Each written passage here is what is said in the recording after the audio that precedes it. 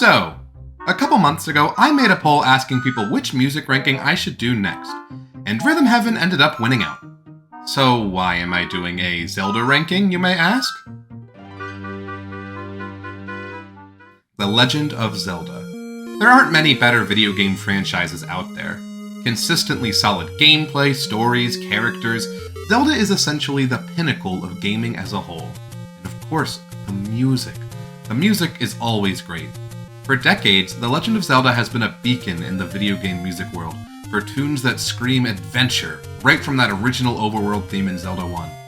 Spanning strings, beautiful melodies, orchestral flair, Zelda music tends to be, in a word, bombastic. Most of the time.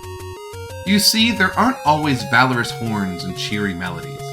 Not when Legend of Zelda takes us to the dungeons.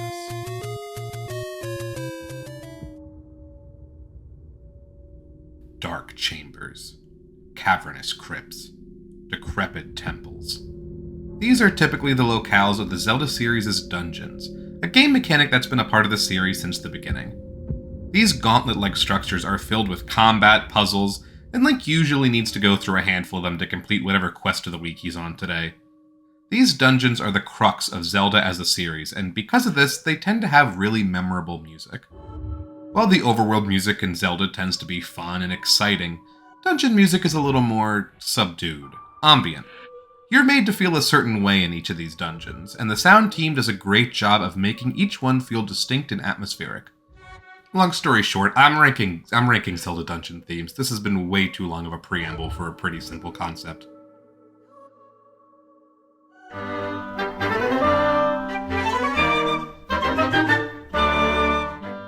Couple of rules that I just made up now and are very arbitrary. I will be including mini-dungeons. That just feels right for this kind of ranking. Mini-dungeon themes are usually unique in the same way as regular dungeon themes. However, if a mini-dungeon theme is used as more of a general theme somewhere else in the game, it won't be counted. Some mini-dungeons just use, for example, a specific game's cave theme, and that just doesn't feel like dungeon music. I know Echoes of Wisdom does that with a lot of its mini-dungeons. I will also be ignoring Four Swords Adventure, like almost entirely. There's very little original music in that game, and it's also tricky to even tell what counts as a dungeon in this level-based game. So just not going to count that. With that said, you might think I'm also going to be disallowing Four Swords, but there's like technically a dungeon in that one.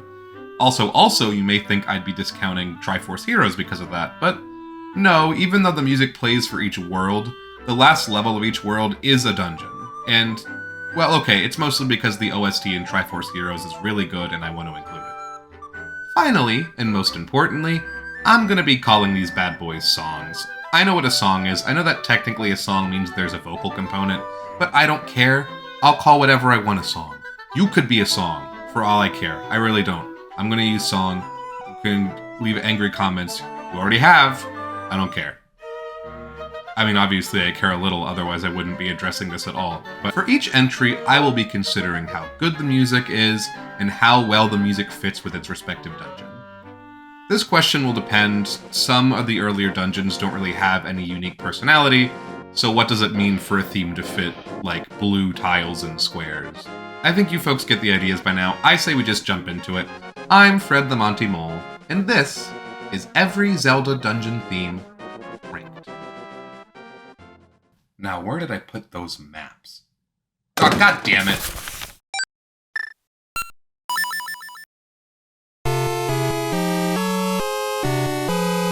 Coming in at a respectable 139th place is Crown Dungeon from Oracle of Ages. Yikes, did someone boot up Crazy Bus or something? Crown Dungeon is a song where some major third intervals just kinda go all over the place. No rhyme or reason, they just kinda teleport all over the musical range. There's also a confused bass line just trying its absolute best to keep up with the chaos and dissonance. After these intervals putz around for a bit, we get a little semblance of melody, this tritone-based phrase followed by a couple of chromatic notes, then after a moment of silence, more random major third intervals all over the place. Maybe this is secretly some atonal work of art, but to my unappreciative ears, this just sounds like noise. And bad, harsh, obtrusive noise at that. It kinda gives me a headache to listen to. And for being the only Zelda dungeon theme bad enough to make my head hurt, Crown Dungeon gets to enjoy a nice last place finish.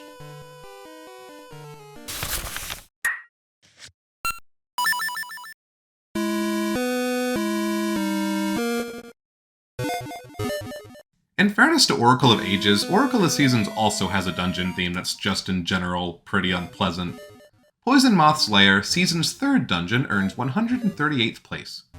This piece starts with a loud, unappealing 5-note melody. These snippets of melody are broken up with this descending pattern, with quick 8-bit notes played to give the sound a little more body. The music is also really sparse. There's no percussion whatsoever, and there's so much pure silence. Not that that's necessarily a bad thing, but this piece is just giving so much nothing that the empty space is really noticeable. Feels like they're just throwing a bunch of ideas at the wall and seeing what sticks. Meh.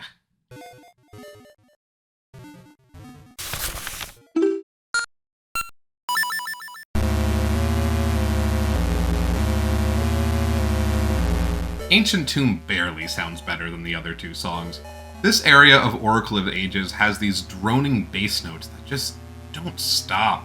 And the chiptune just makes them sound so awful. Actually, I lied. Crown Dungeon is not the only Zelda song that's given me a headache. This one is actively giving me one as I write this. Those low, crunchy notes are just so obtrusive, I can feel them in my brain. Even beyond that, the melody line in this one is really nothing special. It doesn't make me feel anything. I want to move on with this one. Let's just keep moving.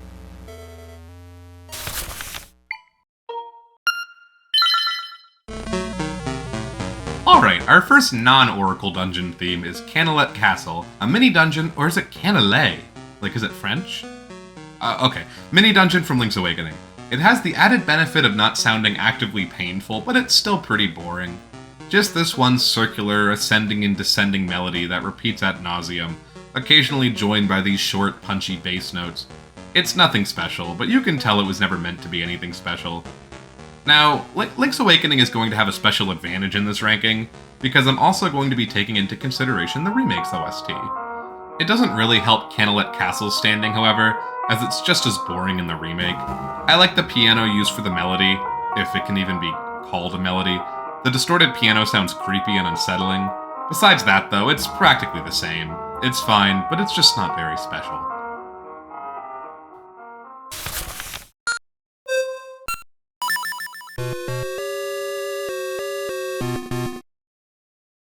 Just in case you thought we'd be apart from the Oracle games too long, we're back.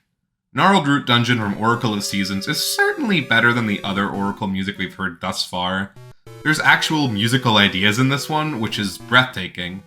I almost sort of like this opening melody, the pattern sounds kind of nice, and I like how it's repeated in a lower pitch. That's really low standards.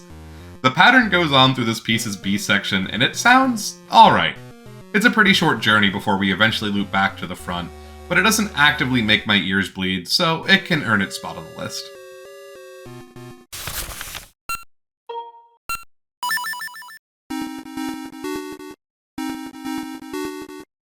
The Oracle's party continues with Wing Dungeon, which is a horrible dungeon name.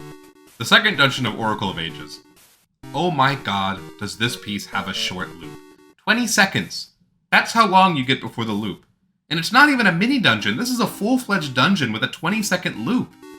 If it takes you, say, 20 minutes to beat the dungeon, that's 60 times you'll have to hear the same simple melody line. As for the piece itself, it's fine. Kinda reminds me of Sakura Sakura, which cultured people like me know primarily from Piston Honda's intro sequence in Punch-Out. Anyways, I've already talked about this song for probably 3 or so loops by now, so we're gonna move on.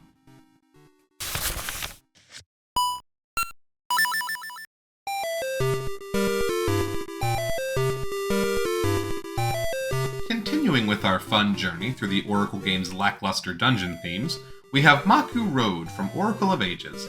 Another extremely short loop, lasting only about 18 seconds, even shorter than the last one.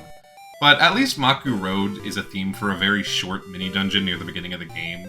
It has a pretty cheery vibe, the main focus here being a descending C major triad, just living its best life.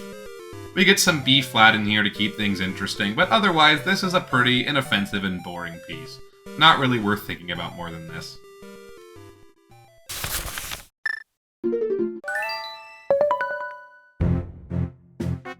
Okay, that's enough oracles for now. Let's move on to something else egregious. What were they thinking with Phantom Hourglass's dungeon themes? The worst of the bunch is this theme. It's also the best of the bunch. It's the only of the bunch. It's a small bunch. Here is your one song for all of Phantom Hourglass's dungeons. I'm sorry, what? Link's Awakening came out on the Game Boy in 1993 and it had unique dungeon themes. What's your excuse, Phantom Hourglass? On top of this great sadness, the song also sucks. It's pretty much never changes in any interesting way. You get this repeated interval in the bass playing over and over again.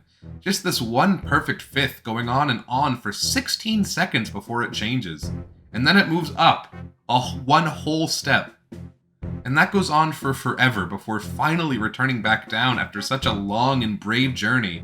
All while these sad little trumpets play their nothing burger flourishes. Might as well not even be there. Everything adds up to an unmemorable and honestly grating experience that you get to hear in every single dungeon. Ugh.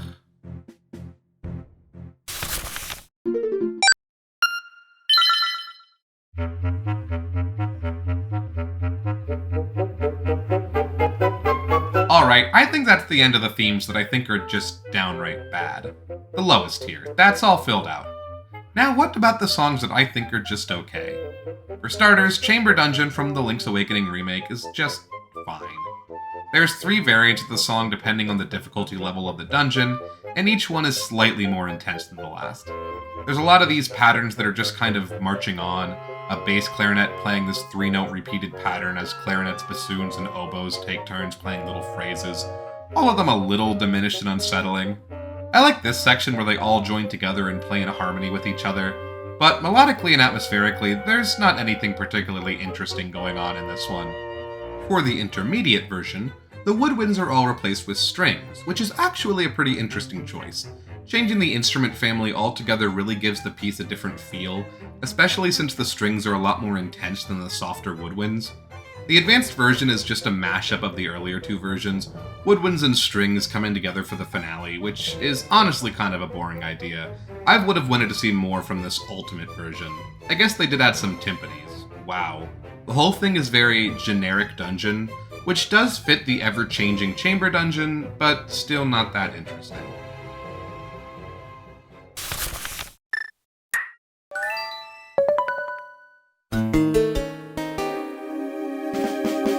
Spirit Tracks is definitely a step up from Phantom Hourglass in the dungeon music department.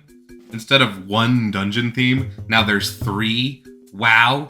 You guys work overtime to get that one done? Anyways, now the Forest, Snow, and Ocean Temple are all forced to share a dungeon theme, like children with a birthday only 2 days apart forced to share a birthday party. Because of this, I have a hard time believing that this theme works super well for any of those types of dungeons in particular, but if I had to pick one, I'd probably say Forest Temple. Nothing really snowy about this one, nor does it invoke the ocean in any way, but the marimba and low guitar do kind of remind me of a forest. If I had to wager, this was written with the Forest Temple in mind and then was just kind of slapped onto the other 2. It's not particularly exciting. There's almost a reggae-like quality to the beat here, especially in that repetitive mallet pattern. Repetitiveness is the name of the game here, though. Listen to that samey motif just go over and over and over again. Some nice ominous high strings come in at some point, giving us a little variety. Besides that, this one is kinda bland. I wouldn't want to listen to it for 1 dungeon, let alone 3.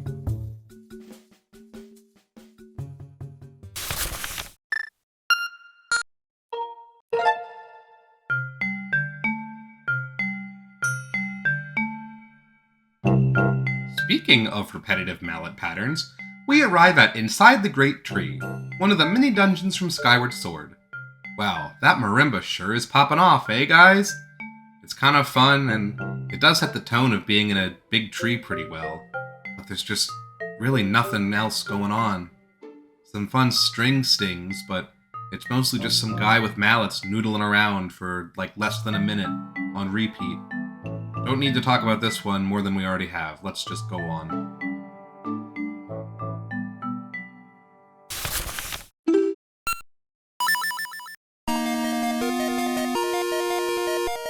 You guys miss talking about the Oracle games yet? Well, we're back with another banger.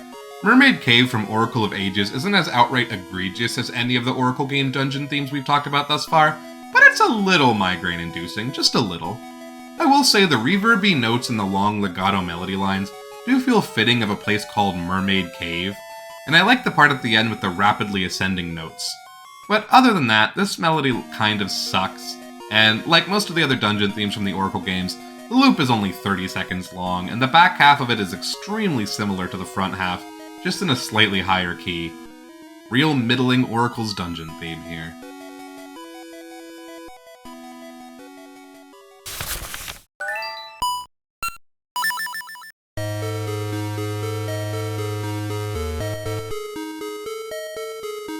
The theme for the final areas of Oracle of Seasons and Oracle of Ages has this nice repeated pattern. It really doesn't sound that horrible. It sounds successfully intimidating, which is fitting, since it's the fortress of each Oracle game's respective antagonist, or it's just Onyx's final dungeon theme. But it's also Varen's, character theme. What? Anyways, I like this 3-note pattern. The tritone down followed by a half step creates this perfect fifth broken up by a dissonant note, which sounds great. There's some vaguely interesting stuff in here, but nothing to go too crazy over. You know, Varen, Onyx, your theme is mid, even though it's actually only Varen's theme and it's Onyx's dungeon theme. Why is it? Why? Why, Oracles? Why?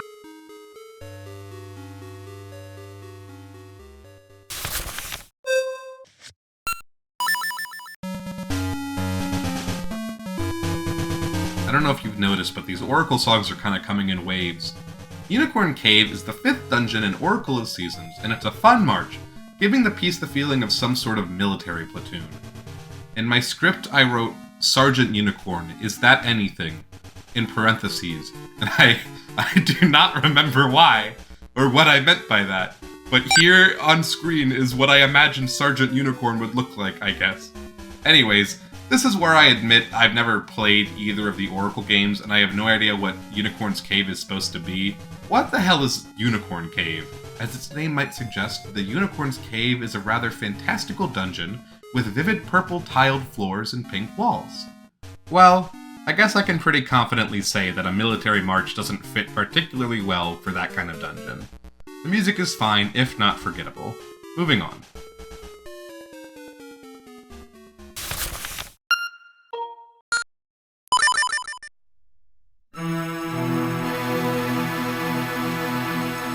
Alright, our lowest scoring Minish Cap dungeon theme is the Cave of Flames. If we want to discuss repetitive, look no further than this piece. That bass line just keeps going forever.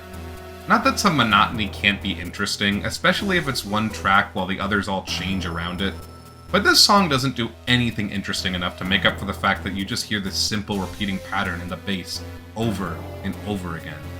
Just some vague noodling around. Sounds like this could have been written in like half an hour. No interesting ideas or concepts to be found in this Cave of Flames.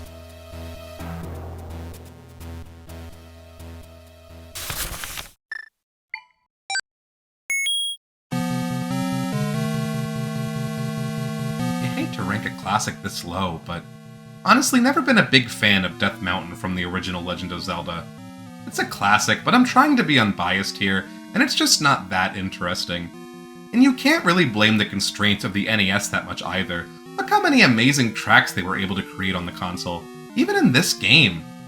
Maybe they ran out of space and memory and had to write a 20-second song with a boring repeated bass note that essentially just plays the same mediocre melody twice, once and then again in a higher key.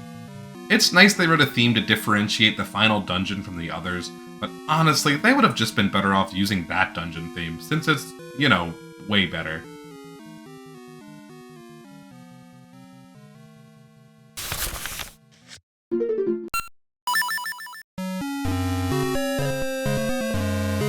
I'm back for more!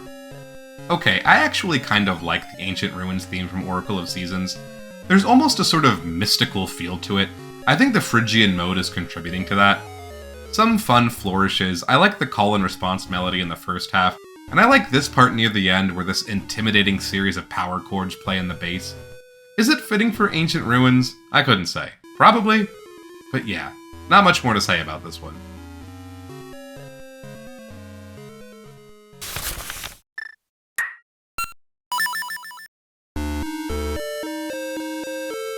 Oracle of Seasons again? This time the second dungeon, Snake's Remains. Without looking it up, I'm guessing this dungeon takes place inside of a dead snake or something? Or just some random cave in the wall, I guess that works too. This one has a really echoey arpeggiated pattern with these really big leaps between the notes, which I think is fun. It gives the dungeon this feeling of mass openness, like the notes are bouncing off the walls and reverberating through a gigantic space. There's not much in this piece besides that pattern, but I do like it, along with the occasional accompaniment from the bass. Very, snake core.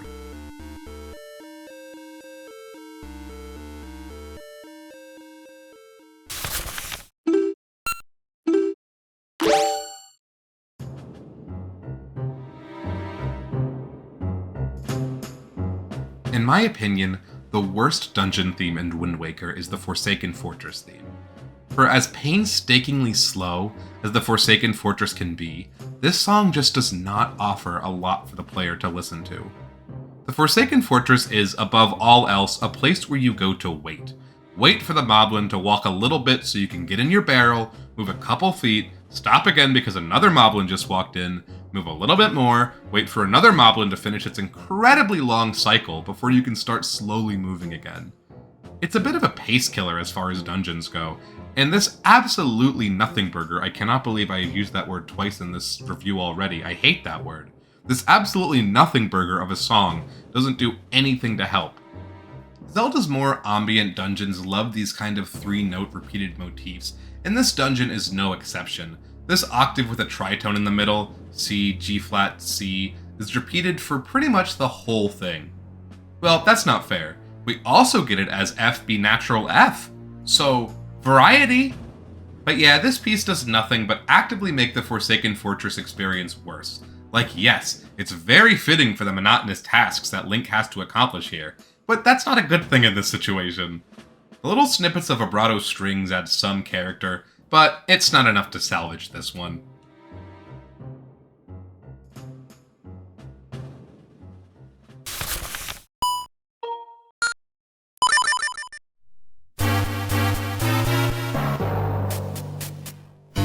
Minish Cap's Fortress of Winds is next, the third major dungeon of the game, and there's really not a lot going on in this one. Ultra repetitive? Check. One of those dungeon themes that would probably drive one mad if they had to listen to it for too long. Two main parts to this one's melody. First, this 4-note motif, a repeated note followed by the first 3 tones of the minor scale. Then there's this second motif with 6 notes. The first 3 spell out a second inversion diminished triad, and the next 3 spell out a second inversion diminished triad a half step below the first one. Anyways, besides those 2 very short melody snippets, there's not a ton to this piece. We just hear dun dun da da and da da da da da da over and over again. What fun. I'm learning that one of the greatest sins that a Zelda dungeon can earn is over repetition. Let's move on.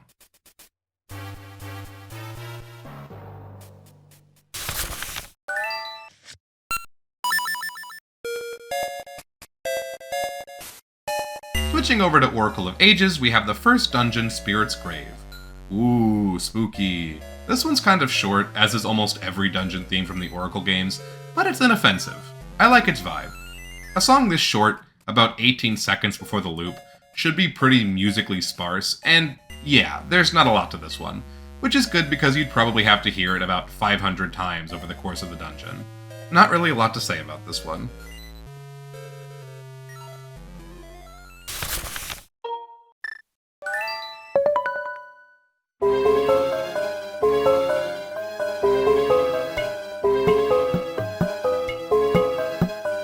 Similarly to the Forest, Snow, and Ocean Temple, the Fire and Sand Temple have to share a theme in Spirit Tracks. This one is slightly better than the other. The sitar is fitting for both a fire and a desert temple, an instrument used for these locales pretty much throughout video game history, especially in The Legend of Zelda, as you will see a lot in this video. I guess when people think of hot video game locations, they try to invoke India and/or the Middle East. Everyone's favorite desert scale, the Phrygian mode, is also present here, invoking desert and whatnot. I also really like the percussion in this piece, specifically this metal clanging sound that works in complete contrast to the rest of the piece, both with its pitch and its rhythm. This piece manages to work both as a fire dungeon theme and a sand dungeon theme, and for that, I commend it.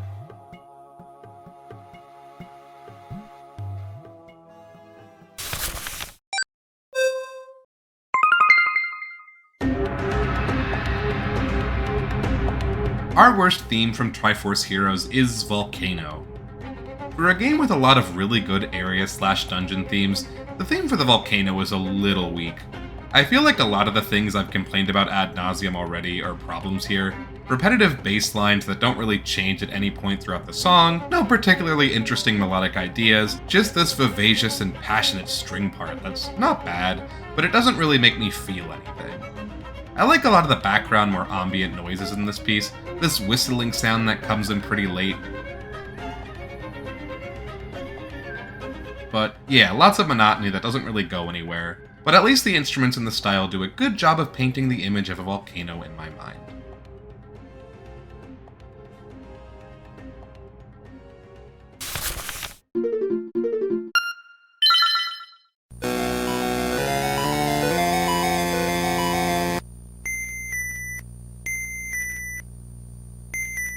In 16th place is Key Cavern from Link's Awakening.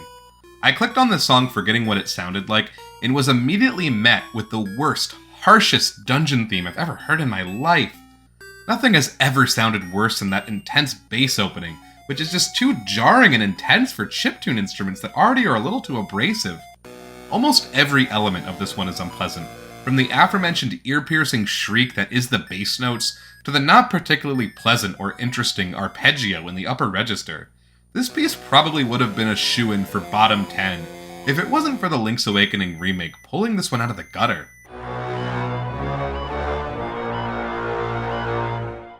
That deep, ominous fanfare sounds so much better when played by the horn. As much as I love chiptune, that's the kind of sound you have to leave for the live instruments. And I love how they're contrasted with those high-pitched piano notes that the rest of the song just goes quiet for so they can be showcased. The creepy music box in the next section is also a great touch, making the whole thing feel so successfully eerie. Very fitting for Key Cavern. The key of the song, by the way, is B minor. Just thought if there were any dungeon I should disclose that information for, it's this one. Anyways, the original version of the song is abysmal, but the remake version is pretty alright to my ears. It can go around here.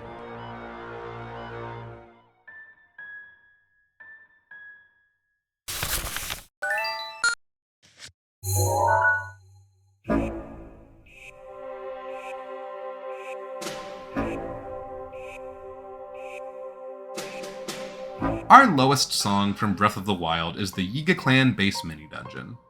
Despite the dungeons themselves being pretty middling, Breath of the Wild's dungeon themes are pretty good on average. This will probably be the only theme from the game that you'll see this low down on the list. Breath of the Wild has a habit of using its music very carefully, saving the big songs for big moments. Well, I guess they decided that the Yiga base mini-dungeon wasn't a big enough occasion to break out the big guns. The sparse, light music that Breath of the Wild tends to employ works really well in most sections of the game, such as while in the field. I mean, the light breezy music is far preferable for an area where you'll spend hours and hours, rather than some loud, busy song that just plays over and over and over and over and over again, and gets really, really annoying. But I don't know, for a mini-dungeon such as the Yiga Clan base, they could have done something more exciting than this, even if it's a stealth dungeon. The main thing of note in this song is that short piano motif consisting of 6 notes, or the same 3-note pattern repeated twice. Besides that, it's just some sparse, mischievous music, very low-key, and it's fine. But for such a distinct area of the game, they should have done more with this piece.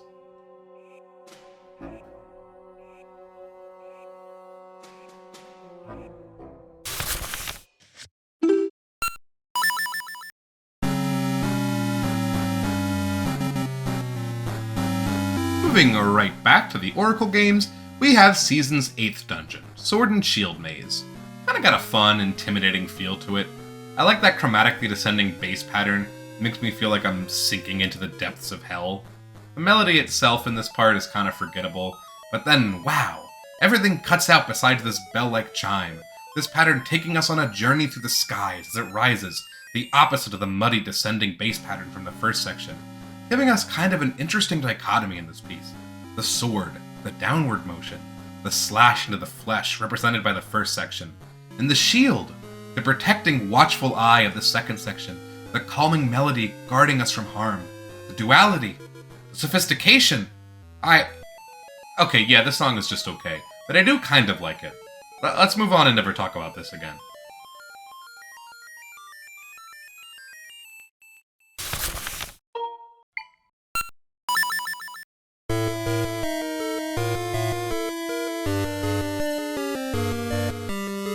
We move from seasons back over to ages with dungeon number 7, Jabu Jabu's Belly. That melody line really is nothing special, slow and drawn out without actually sounding good, but I really like that almost ethereal pattern in the highest register. The way each note alternates between loud and quiet gives it a really atmospheric feeling, like droplets of water hitting the ground in an uneven pattern. The loop is also pretty smooth on this one, unlike a lot of the other Oracle game dungeon themes, but yeah, that's it. It's cool that the Oracle games managed to give each dungeon a unique theme, but that choice resulted in a lot of nothing songs in order to actually fit them on the hardware. So yeah, this one is pretty middling as far as the Oracle songs go, but still isn't actually worth diving too deeply into.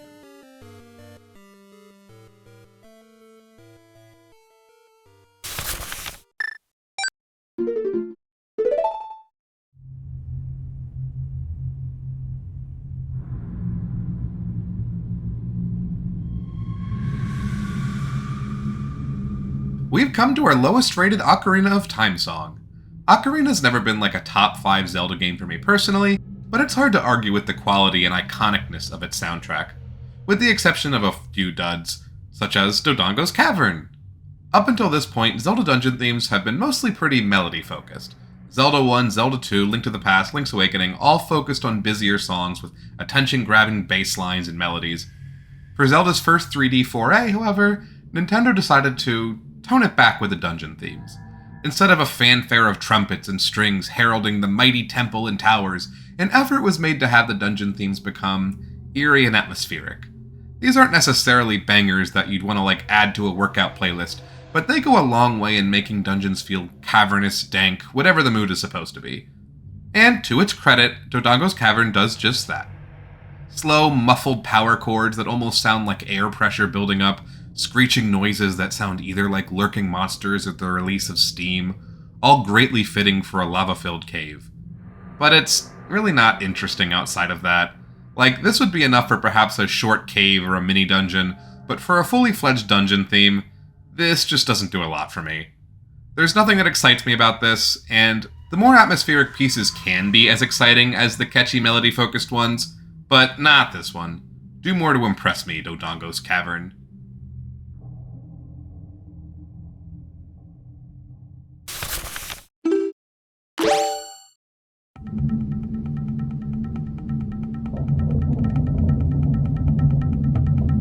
Alright, let's move on to an entirely different song.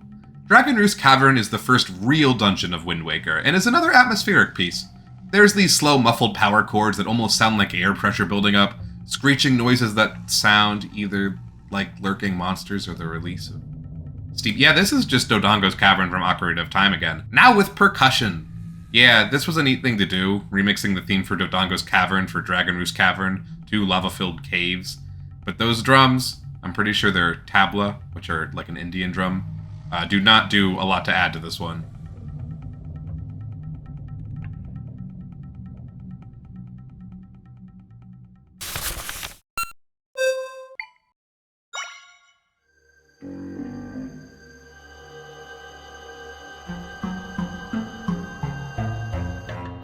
Our lowest dungeon theme from Echoes of Wisdom is Southern Ruins, the game's first real dungeon.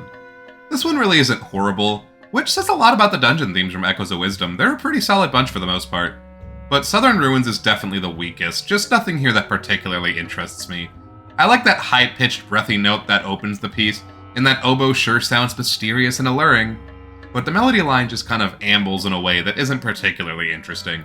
That percussion just sounds really samey, as well as those chords. I think it's cool that the whole thing shifts at the 40-second mark, which, to put things in perspective, would be about 2¼ loops of an Oracle's Dungeon theme by now. The percussion cutting out and this string pattern coming in. 20 seconds later, there's another sharp change, this flute coming in with its repeated note pattern.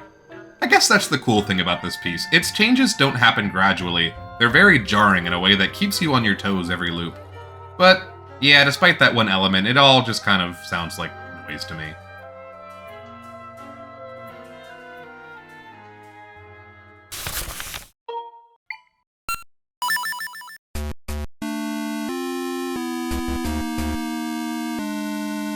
Circling back to Oracle of Seasons, Explorer's Crypt is a fine little tune.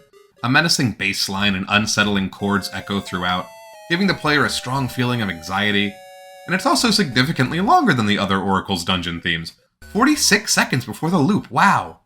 But yeah, it's got some fun build-up, but not a lot about this one stands out at all. We're gonna move on.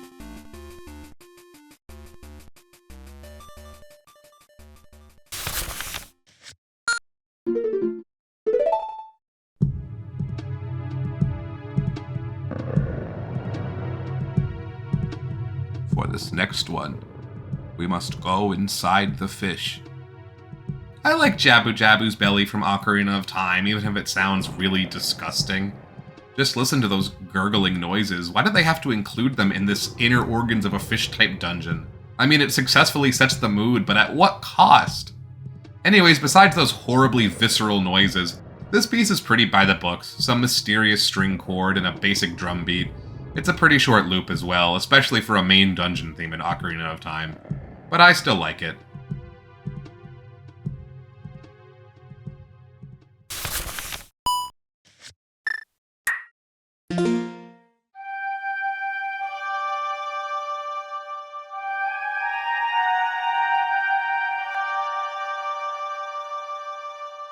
Okay, I'm gonna get some shit for this one, but yeah, I'm not a big fan of Twilight Princess's Hyrule Castle theme. Not to suggest that it isn't nice and ethereally creepy, the breathy, almost ghost-like rendition of Hyrule's Castle theme's melody line is scarring and meaningful to the player. And it's really cool how halfway through it turns into Ganon's castle theme, as this is to signify that this is Ganondorf's castle now. But for a final dungeon theme, I was kind of expecting more, especially from a game like Twilight Princess. The loop is short, ending before anything really interesting can happen. Of course, this music is slightly dynamic, and more is added once you reach the tower portion of the castle. This section is at least pretty cool. You get to hear the track slowly transform into Ganon's theme, but it does take a second to get interesting. This really annoying bass pattern persists the first section, though the pattern makes more sense as more elements of Ganon's theme are added, such as these slowly integrated vibrato strings.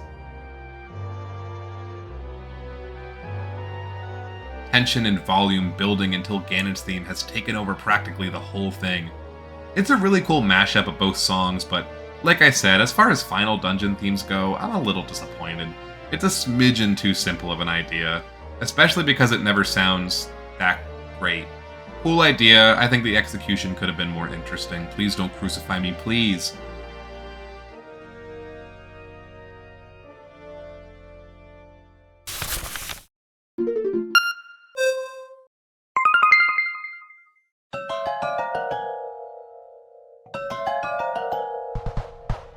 Next from the creative composers of Triforce Heroes is the Ruins theme.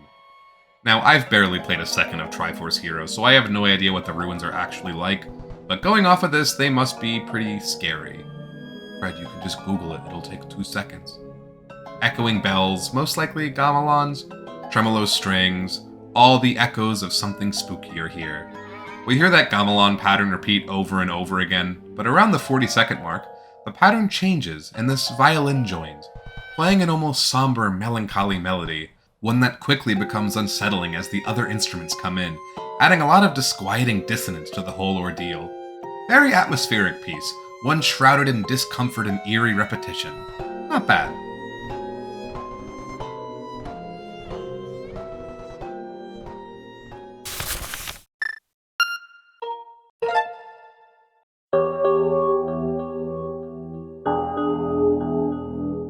Pirate Stronghold from Skyward Sword counts as a dungeon, I think.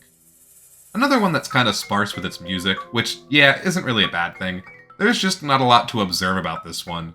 Pan flute, mallets, metallic percussion, all stuff that helps invoke an abandoned building coated in sand. It's certainly unsettling, and the scarcity of the music helps the place feel completely abandoned and dilapidated. Which, well, it is. But yeah, it's not a piece that stands out to me, and when I'm done listening to it, I'll probably just straight up forget how it goes. And yeah, I'm recording this a few weeks after I wrote that. Don't remember it at all. So, yep. Fortune teller Fred, at work again.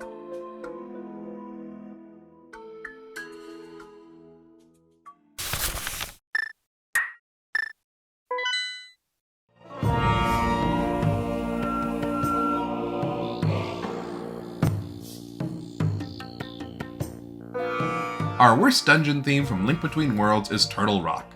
Certainly not a bad dungeon theme by any metric, I simply just enjoy it less than the others. Turtle Rock is a fiery inferno, and, as with many of the lava tracks in the series, we got sitar, chanting, tabla, the usual. Again, why did composers always go to India in order to make lava world music? Is there a volcano in Mumbai I've never heard about? Anyways, all of the low world dungeons in Link Between Worlds use a shared motif, and this piece is no exception. This version takes some creative liberties compared to the others, relying on a Phrygian mode. I'll never make a music ranking without talking about this scale. It all sounds pretty nice, it's just, yeah, not my favorite.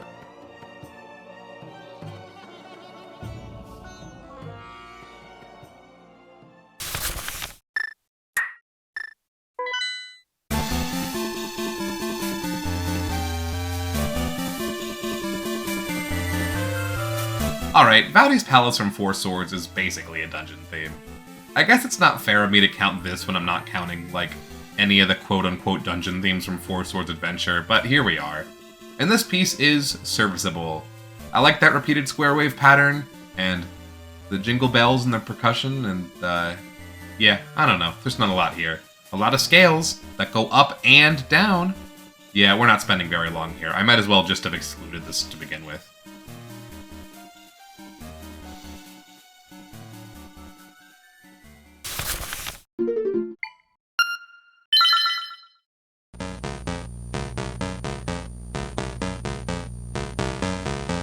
Catfish's Maw is the 5th dungeon in Link's Awakening, and it's not bad. I think this opening bass pattern does a good job of invoking something akin to Jaws, giving this water-themed dungeon a particularly dangerous feel, as if something is lurking just below the surface. I like how the note length varies as the piece goes on, starting with those short staccato notes which slowly become longer, each note leading into the next. Occasionally there's these stings, almost like jump scares, coming out almost at random to catch the listener off guard. The remake really leans into the Jaws-like nature of the bass line, playing it on some really low strings, uneasily getting louder and softer. These low, short string notes do a great job of capturing the feeling of something hiding in the depths. Overall, solid piece, and I like what they did for the remake. Play me out, Jaws. That's the name of the shark, right?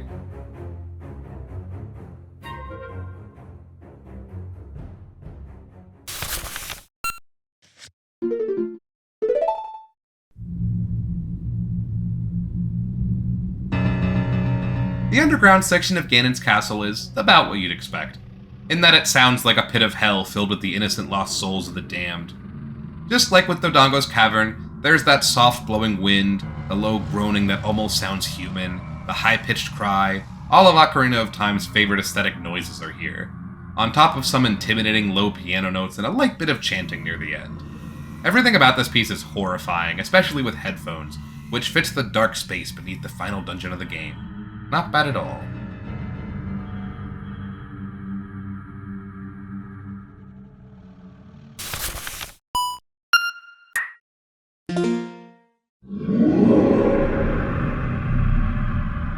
Well, we've reached the top 100.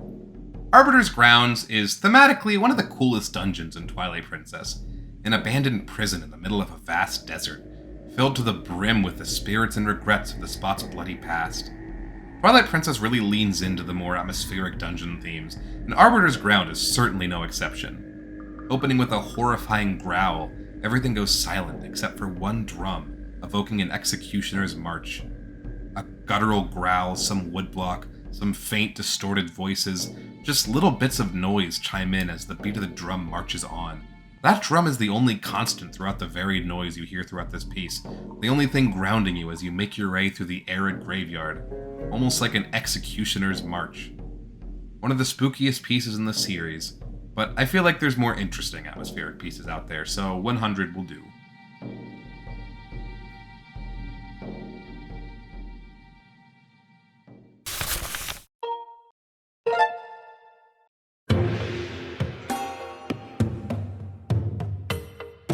Fire Sanctuary from Skyward Sword isn't bad.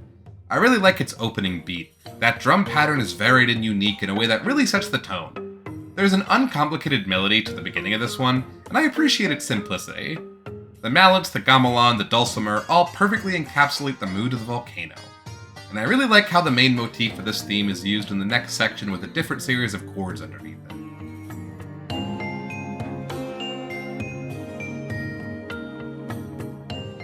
It's a really fun way to take a melody and give it a new perspective. It's not the most exciting theme in the world, but it mentally puts me deep in the boiling lava, and who wouldn't want to be there?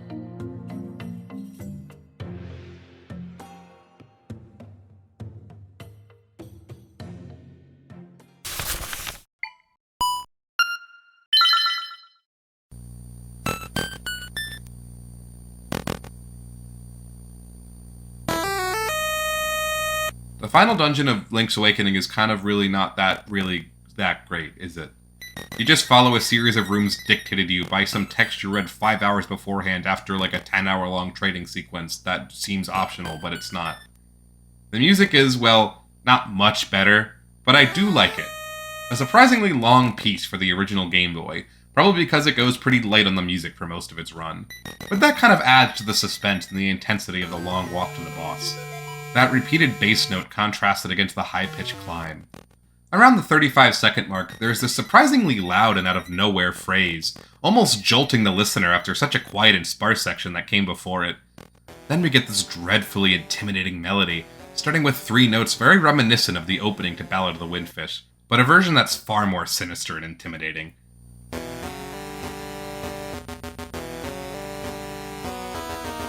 Then the bass ramps up, things getting intense right before the loop. I think the remake does a really good job of remaining faithful to the original while also fully realizing the piece. Those low, sharp bass string notes echo and leave behind a waft of silence that's truly felt. The wind instruments are a fitting touch for the various melodic phrases that play throughout the piece, seeing as we're in the wind fish's egg. Yeah, pretty clever. Anyways, a decently solid final dungeon theme that definitely scores extra points for the remake's version.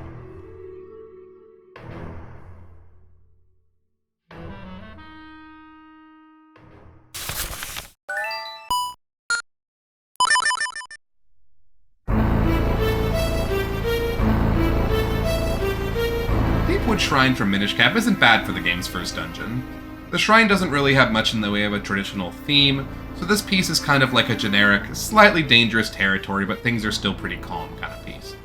I like the low booming note that rings out at the start of every measure.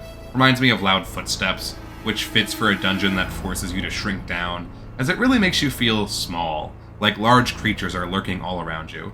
Besides that, there's not much going on here besides those pizzicato string arpeggios at the beginning, and those long, uncertain string chords that add a level of suspense to everything. Interesting piece. I wish it was longer and had just a bit more going on for it.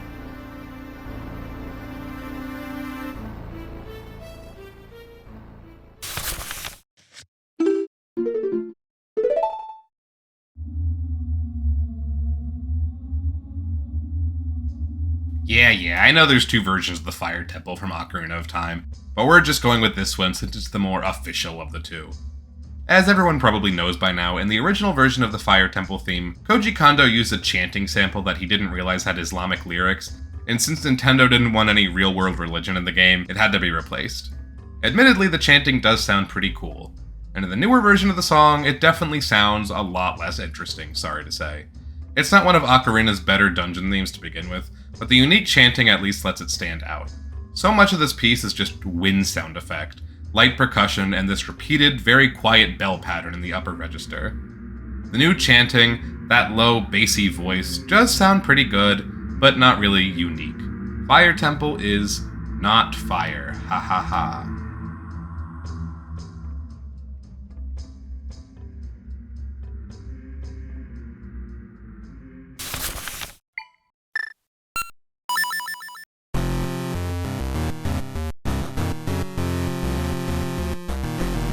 Okay, I promise I actually like this next dungeon theme from the Oracle games, I promise. Moonlit Grotto from Oracle of Ages kinda bangs, not gonna lie. Again, it's a short loop, but it makes pretty effective use of its short runtime. Just listen to that bass line. I feel like it's the driving force behind this piece. It's so distinct, and it really keeps things moving. I like the low, rumbly chords that accompany it at the beginning. The second section is great too. I love that chromatic melody, sounding almost mischievous. Really not bad at all.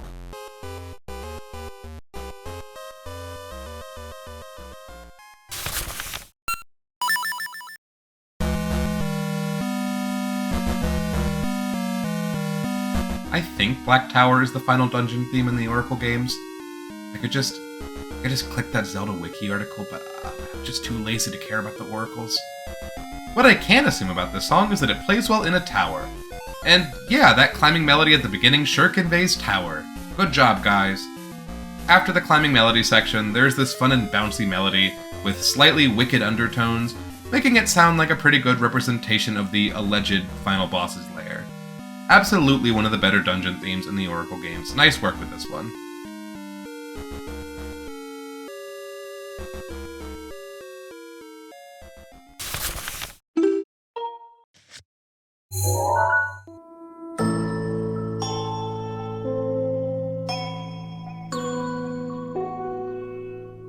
Our lowest rated dungeon from Tears of the Kingdom is the not really actually a dungeon, but still technically a dungeon, the Spirit Temple. Just listen to that atmosphere. Similarly to Breath of the Wild, Tears of the Kingdom uses its music very carefully, consciously making an effort never to overdo it. Because of that, we open on some light piano and a cavernous synth bell. No percussion at all, just little snippets of melody that weave in and out of the silence. Another thing that's pretty common in Tears of the Kingdom's OST is the use of motifs from other songs in the game. There's so many that it's entirely possible I'll miss a couple during this video. I'll probably miss a lot of them, but I'll try my best.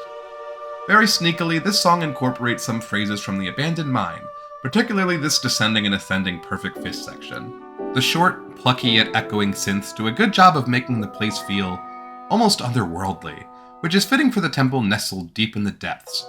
Compared to the other dungeon themes in the game, which ramp up intensity as you continue to clear them into brazen fanfares of heroic might, Spirit Temple stays tranquil and calm for its short run.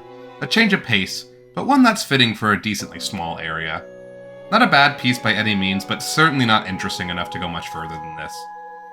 R.I.P. Minoru, she will be missed.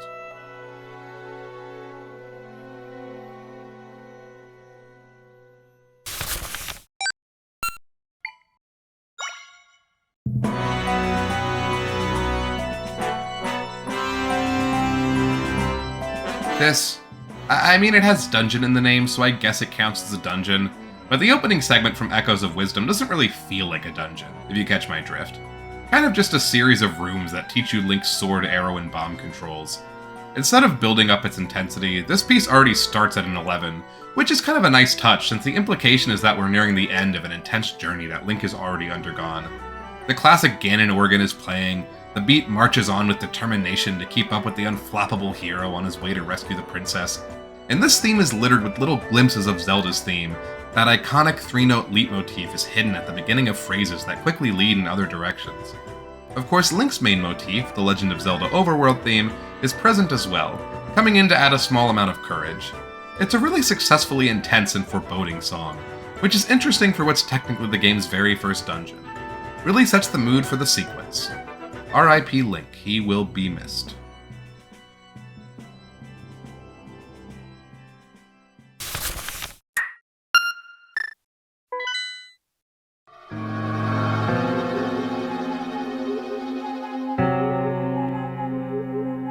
Another spooky one! Skullwoods from Link Between Worlds is pretty good. It's hard to describe what exactly the theme of Skullwoods is. It's not exactly the game's horror temple, since Dark Palace seems to fit that role better, but it's still a slightly intimidating place, filled with dark rooms, severed hands, and of course, skulls. Like, a lot of skulls. So I guess it is the game's spooky dungeon, or at least one of two. Way to double up on themes, guys. Anyway, Skullwood's theme is the embodiment of dread. This piece is all about those bass piano dyads.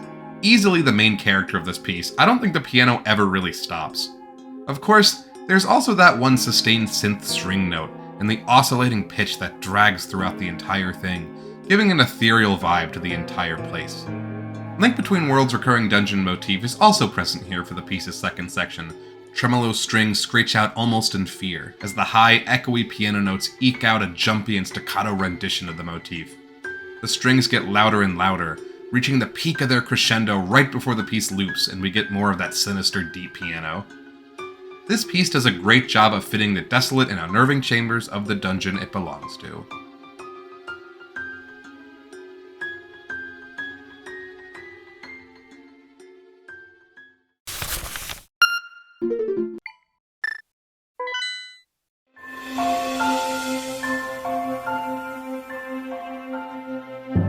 Speaking of Dark Palace, if Skullwood's theme was the embodiment of dread, I'd say Dark Palace is more like suspense.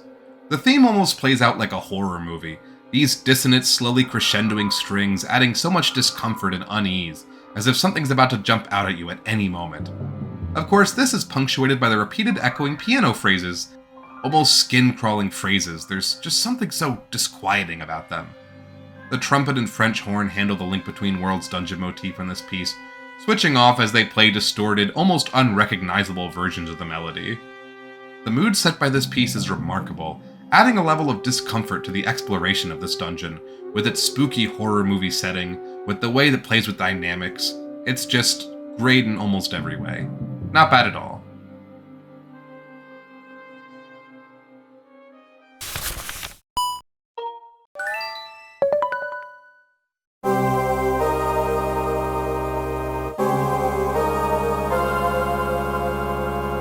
Spirit Tracks' Tower of Spirit themes is significantly better than the equivalent in Phantom Hourglass. Temple of the Ocean King, along with every other dungeon in that game, just has absolutely nothing going for it. No element of the song is appealing in any way. The same can't really be said about Tower of Spirits.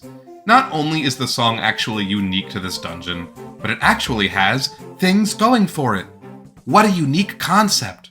While that opening organ and chorus act intimidating, the song opens in a courageous march, an almost encouraging repeated series of strings.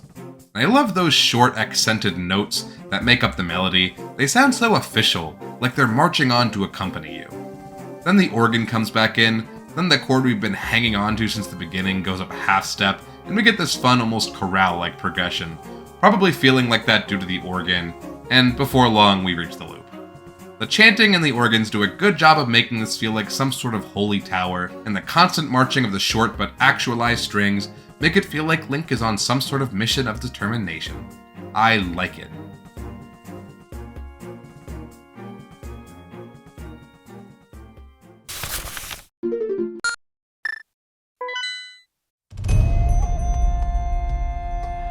This might as well be called the Link Between Worlds segment of the video, because this is where I'm gonna put a lot of them. Anywho, Desert Palace.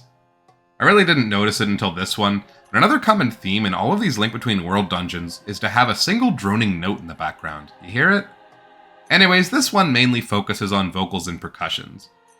I really like a lot of the intervals in the vocal section, how it starts with one voice with another voice slowly getting added to make some pretty interesting and melancholy chords, just very slowly, all while a single note drones in the background. Our Link Between Worlds' dungeon theme motif this time is played by this flute, against the droning note and some light percussion. Their desert feeling is captured pretty successfully through this piece's instrumentation, and it's not bad to listen to either. Very solid middle-of-the-pack kind of piece. It's a little sparse. I think it could be a little more interesting.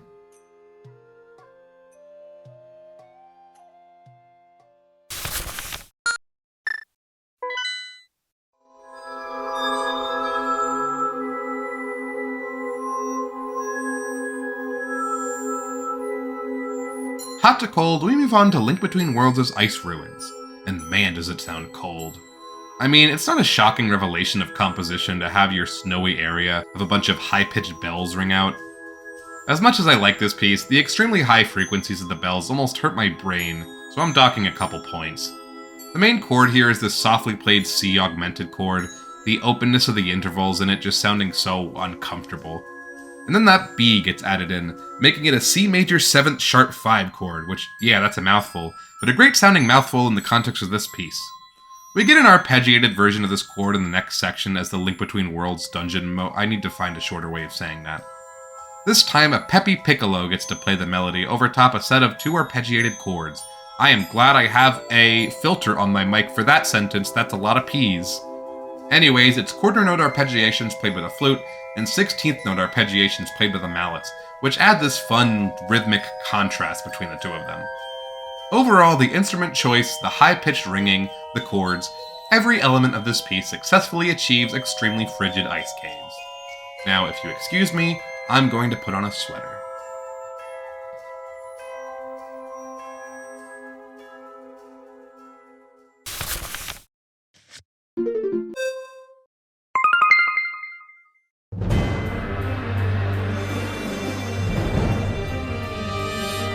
So this is interesting.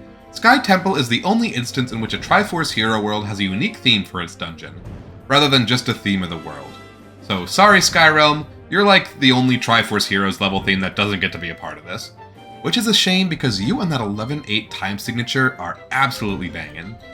Okay, but enough about Skyrealm. Sky Temple is pretty good too. Definitely has the intensity of a final dungeon. At least for a game like Triforce Heroes, which is never a very intense game to begin with. And that playfulness shines through. After the intro, we get a pretty silly melody on the clarinet and xylophone, which is, come on, like the silliest instrument out there besides maybe the trombone. But the intensity of the strings and the bass continue on. The build-up in this piece is really nice, the ever-escalating phrases that keep shifting upwards and upwards before the climax is reached, this intense belting of horns.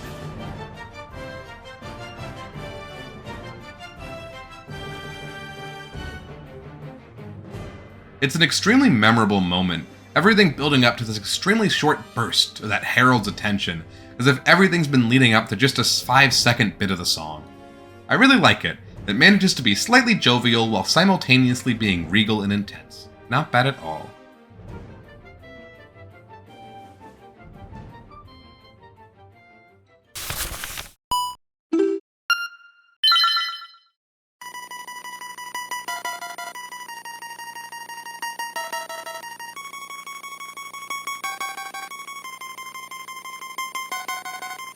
Bottle Grotto is a classic. Listen to those high-pitched notes, almost reminiscent of a really bouncy little ball falling off of your kitchen table. Remember those little things?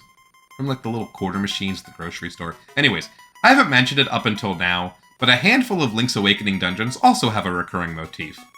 It goes like da-da-da-dum, da-da-da-dum. A pretty quick and agile version of it plays underneath the elastic notes in the upper register. After the opening section, the bass becomes this repeated, intimidating pattern while snippets of the melody play above it. I like how limited the use of music is in this one. So much of the beginning is just high-pitched ringing, almost sends a shiver down your spine. Anyways, we can't talk about Link's Awakening without looking at the remake, and it sounds really good.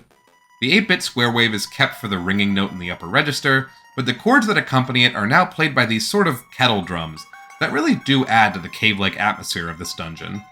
The melody and the bass is handled by a bass clarinet, which sounds fine. The second section kind of comes out of nowhere in this one. The transition is kind of jarring, it almost sounds like the start of a new song altogether, and I wish these two sections could have flowed between each other a little better. Anyways, the bass strings sound successfully daunting and unsettling, but yeah, I think I like the original and the remade version of this piece around the same amount.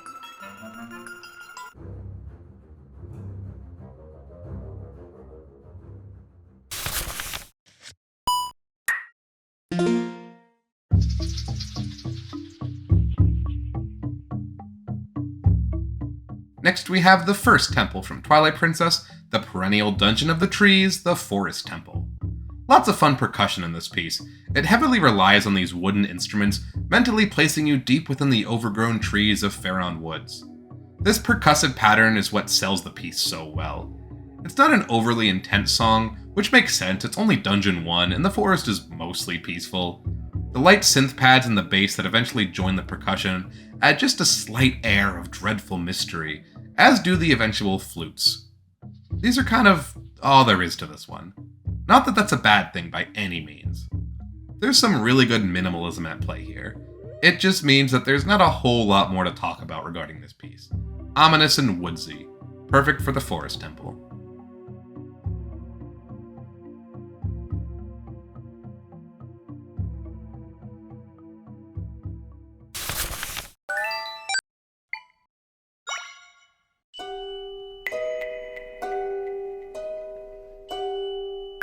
Ugh, with headphones on, that water droplet sound is visceral. Anyways, Jabul Ruins from Echoes of Wisdom is pretty good, and it opens with a chord we've already talked about, a major 7th sharp 5 chord broken up into 2 interval chunks, a major 7th and a major 3rd, looping over and over again in a way that just sounds so creepy. I love it.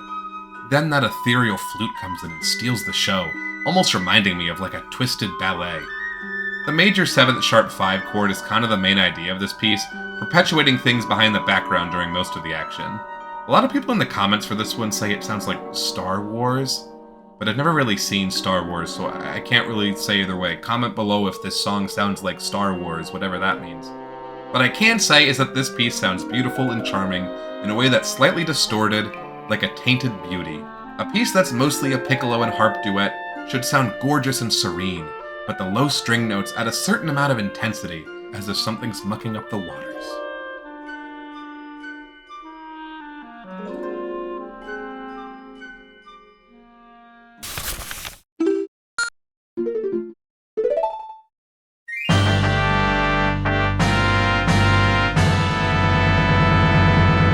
The fact that the lowest ranked Majora's Mask song is number 81 might be a sign of some bias on my end.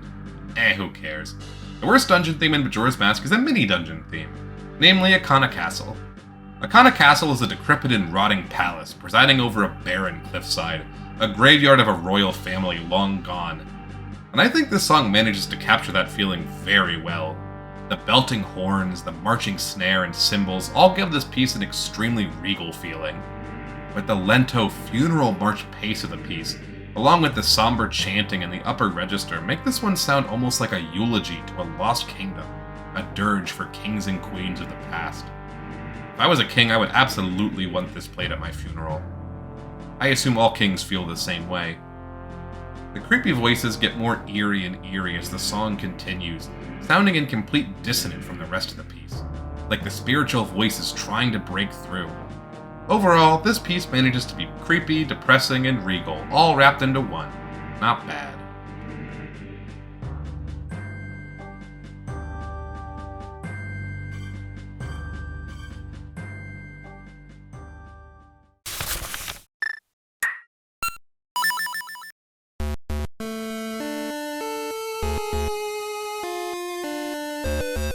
Castle of Despair plays for what I believe are the final dungeons of the Oracle games, but I thought that was Black Tower? No? I could just... No. It's okay. I have the power of rampant guesswork on my side.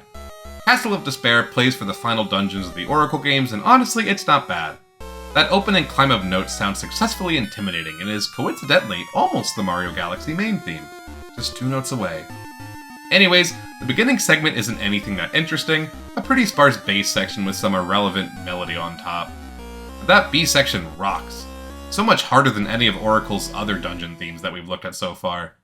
The melody is catchy and daunting, and that pattern of notes accompanying it sounds great, fast-paced and unending, adding to the despair that is the Castle of Despair. Overall, a great piece for what is definitely the music for the final dungeon of both of the Oracle games. Don't look that up, I'm right.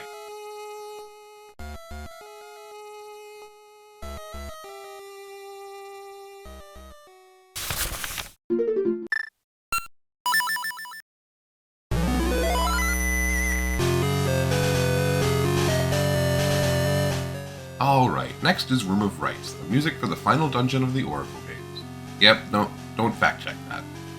Okay, according to this comment, this theme is used for a dungeon in Oracle of Seasons and a cutscene in Oracle of Ages? Why would they do that? I'm so confused. How do these games even work? Alright, well, okay. Room of Rites is pretty interesting and intense. You're kind of thrown into the fray right away. The intensity starting at an 11 as the bass waggles between the half-step interval. The second section is where things really pick up, though. I love that the melody kind of just sneaks up out of nowhere, seeming to just be a part of the chord pattern before taking the spotlight with a fun and cool pattern. Some good use of various voices, and some really good harmonizing between them.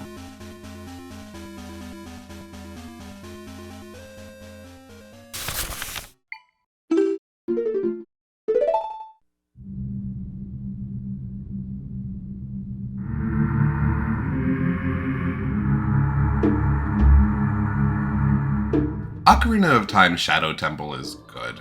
It is. It's successfully atmospheric. But I don't know. For a theme accompanying the game Shadow Temple, a desecrated graveyard left as a stark reminder of the bloody history of Hyrule, I was expecting something a little more unsettling. I feel like any given Twilight Princess dungeon theme is more chill-inducing than this one. Not that there aren't spooky elements at play here, I did rank it relatively highly for a reason. It's just, we've heard a lot of this synthetic chanting before, you know? I like the call and response between the sinister lower and upper voices, and the little wiggle of harpsichord that appears in it. Then there's that repeated harsh growing sound effect that comes out of nowhere. I guess that's pretty frightening. But those are really the only elements at play here. High voices, low voices, little bits of harpsichord, and some unsettling sound effects. I wanted more.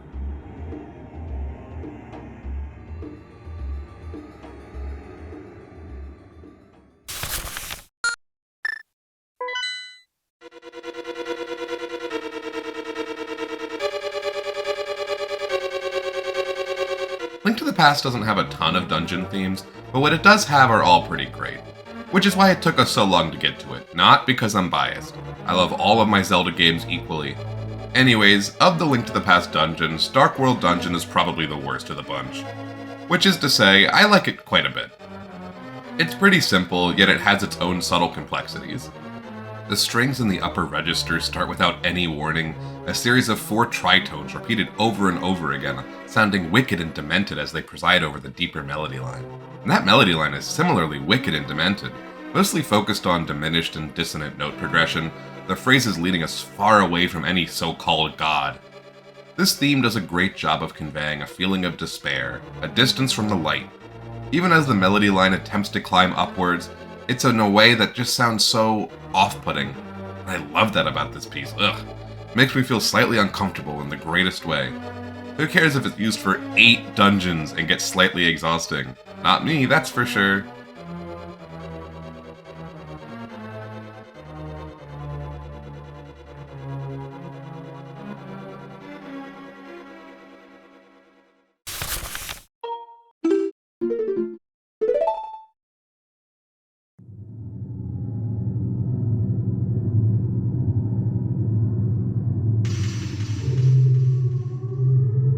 Next is the icy and slightly fiery hellscape itself, Snowhead from Majora's Mask.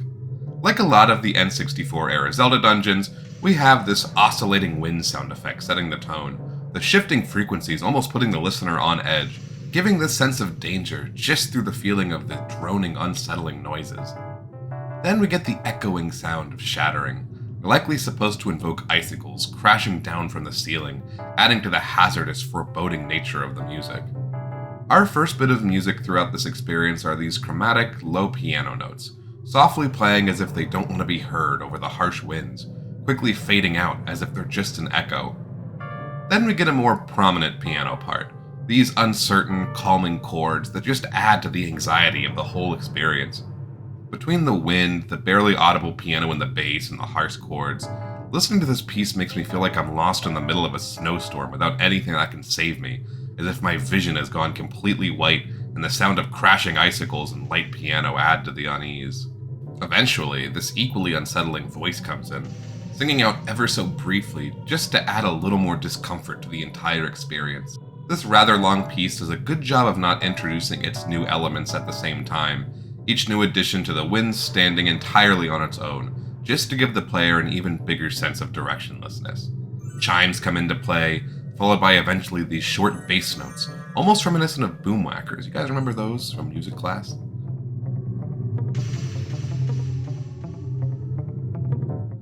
Snowhead Temple isn't my favorite dungeon theme by any means, but it perfectly encapsulates the fate of Snowhead. Buried in snow, lost in a sea of white. Respect.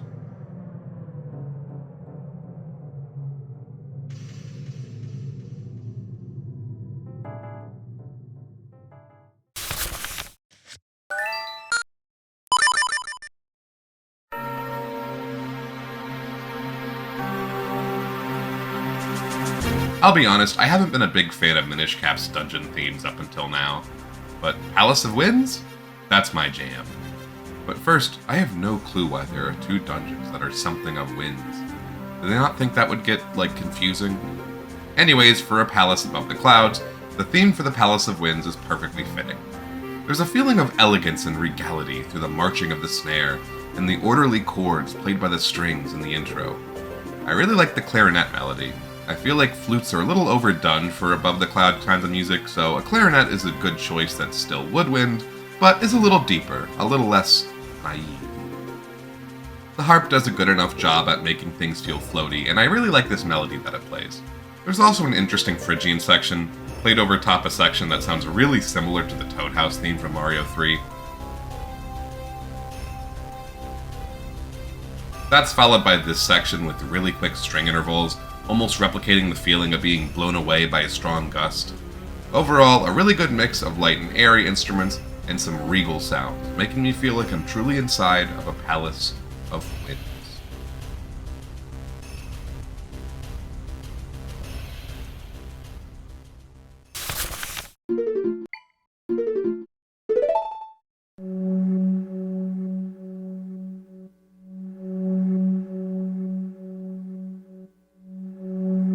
Inside the Deku Tree isn't the most complex song from Ocarina of Time, but man does it worm its way into my soul.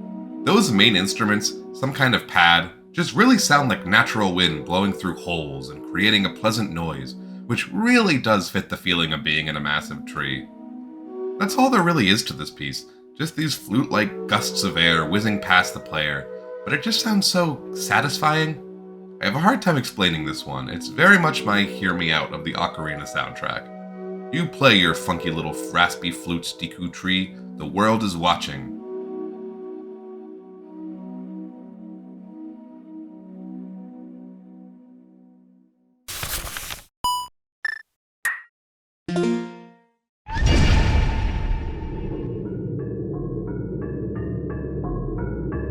See, Ocarina of Time Shadow Temple, this is how you do the really creepy shit. This isn't even supposed to be a creepy dungeon. Goron Mines is just a mining facility deep in a lava-filled volcano.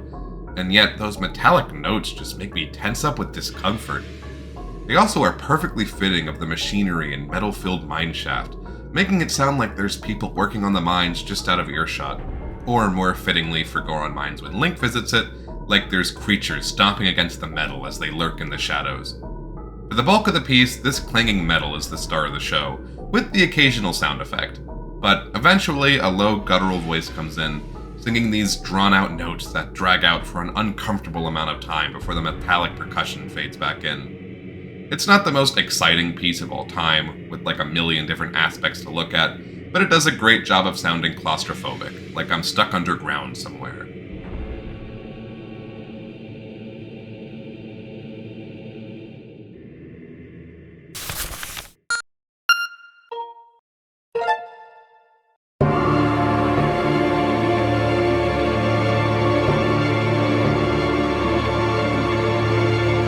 Skyview Temple's music is weirdly intense for a first dungeon theme. Like, my god, you can ease up a little bit, this isn't a funeral or anything. The piece opens with these loud, in-your-face string chords that never seem to lose their intensity throughout the entire piece. And the chords themselves are inherently jarring, alternating between a C-sharp augmented chord and a C augmented chord, those intervals just sounding so uncomfortable. The English horn also sounds great here, so melodic as it glides over the harsh strings, like a demented swan lake. It's not a particularly long song, and the intensity of it kinda gets annoying with each loop through, but I still think it stands on its own as one of the better first dungeon themes in the series.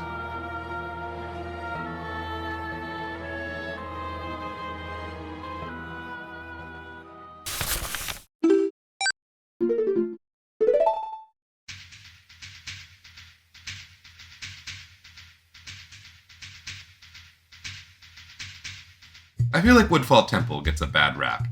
The music, I mean. The temple itself is fine.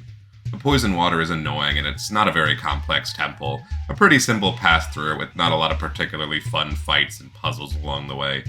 But the song is really not that bad. Perhaps it's a little insensitive. It's definitely mimicking a certain tribal aesthetic, what with its jungle-like drums, its foreign-sounding cries and chants. It certainly paints a picture. But I don't know, I appreciate the mostly percussive-focused track here. Drums and voices dominating pretty much the whole thing. Some of those drum patterns sound really great. I especially like the bongos that come in around the 22-second mark. There's something so satisfying about how smooth they sound. I also like that screeching noise heard throughout the piece matches pretty closely to the beginning of the Sonata of Awakening, the piece of music Link plays to open the entrance to the temple. So yeah, Woodfall Temple isn't the most interesting dungeon theme to listen to, but it still has some elements that make it stand out pretty nicely.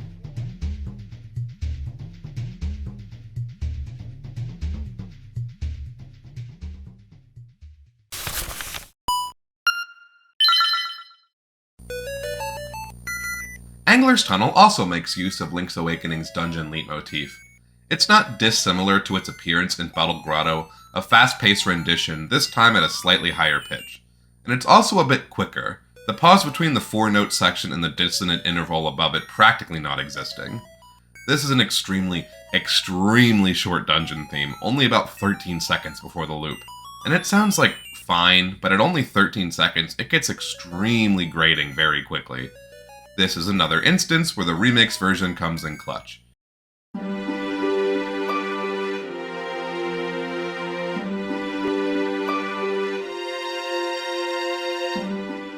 It's almost unrecognizable when you first enter the dungeon. Instead of the dungeon's traditional melody line, you're greeted by this intro of soft and calming strings and harp. Though it's not perfectly tranquil, as there's a little entropy in that 2-note chord progression, the peaceful G major to the uncertain and out-of-place B-flat major. But after a couple measures, the melody we all know and comes back in, reminding us that this was even Angle's tunnel theme to begin with, all while the harp and strings continue to serenade us from the background, a little dissonance shining through after the melody is done. Then we get a whole new melody line, courtesy of this low, brassy instrument, probably a tuba? It's played extremely quietly and serenely, almost like it's gliding through water.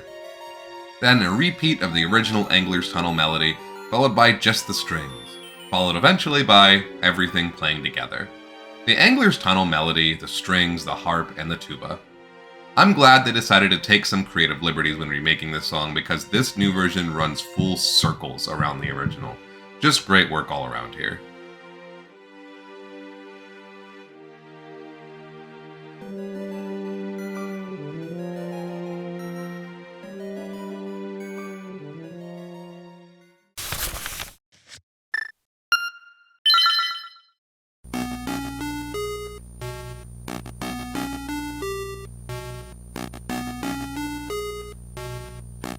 Alright, speaking of the Link's Awakening Dungeon Motif Cinematic Universe, the LADMCU, here's the original of the bunch, Tail Cave, the very first dungeon in the game.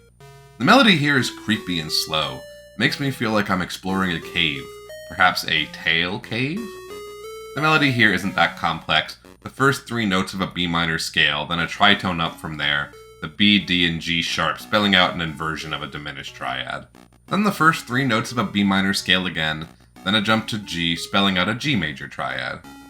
Then the first 4 notes again, then a modulation up to C sharp, where we hear the same pattern. Then up to E, for a sort of spelled out E minor 7th chord, then the same thing in F minor. Then F sharp minor, then back to the start. It gets a lot of mileage with this, a pretty similar note pattern throughout the entire piece with the key constantly shifting. There's also this B section with these really fast alternating notes over top a simple bass line, followed by these really intense bass notes before a pit of silence right before the loop. The version in the remake is pretty faithful to the original in terms of orchestration and melody, but I like a lot of the new instrument choices. That haunted music box sounding synth does a great job of playing the melody, and I like the suspenseful strings that come in and add some tension. Overall, not a bad first dungeon theme by any means. We've reached the halfway point of this ranking, at least in terms of the entries. We're probably not even close to halfway in terms of the video. Oh god. How's everyone doing? Anyone need a snack? Bathroom break? Are y'all good? Alright then. With the losers and unmemorable dungeon themes out of the way, everything left is pure ear candy. Let's move on.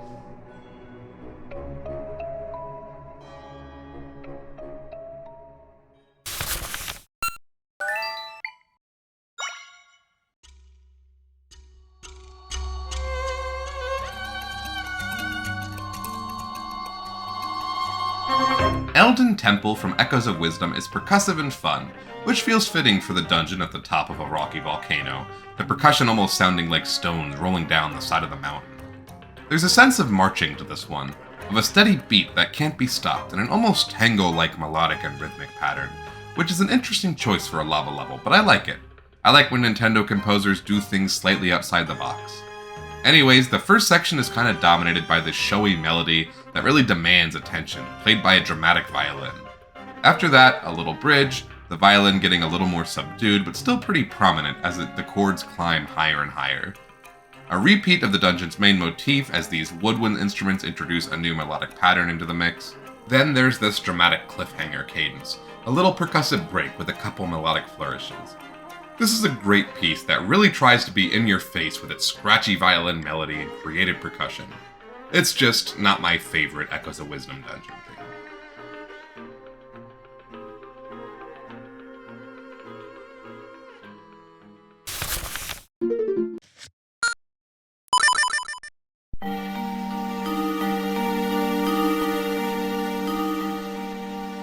Royal Crypt from Minish sounds eerily familiar.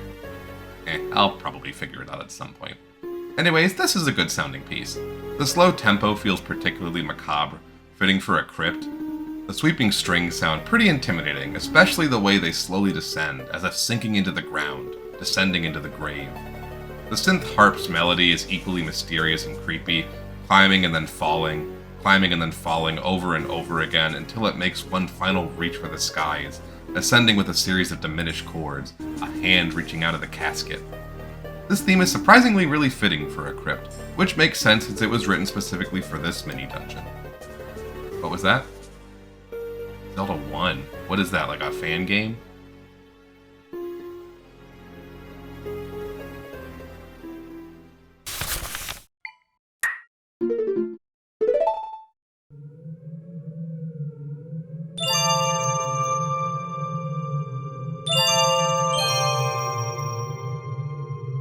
One of the best mini-dungeon themes in the series, I absolutely love the theme for Ocarina of Time's Ice Cavern, despite its simplicity. I don't know how they managed to make these chords feel so icy, but they managed. The bells ringing out sounding like icicles crashing down from the ceiling, the oscillating wind blowing softly in the distance.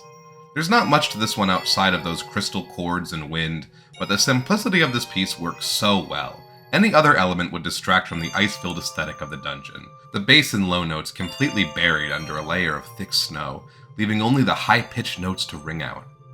Now, if you excuse me, I'm gonna go put on a jacket.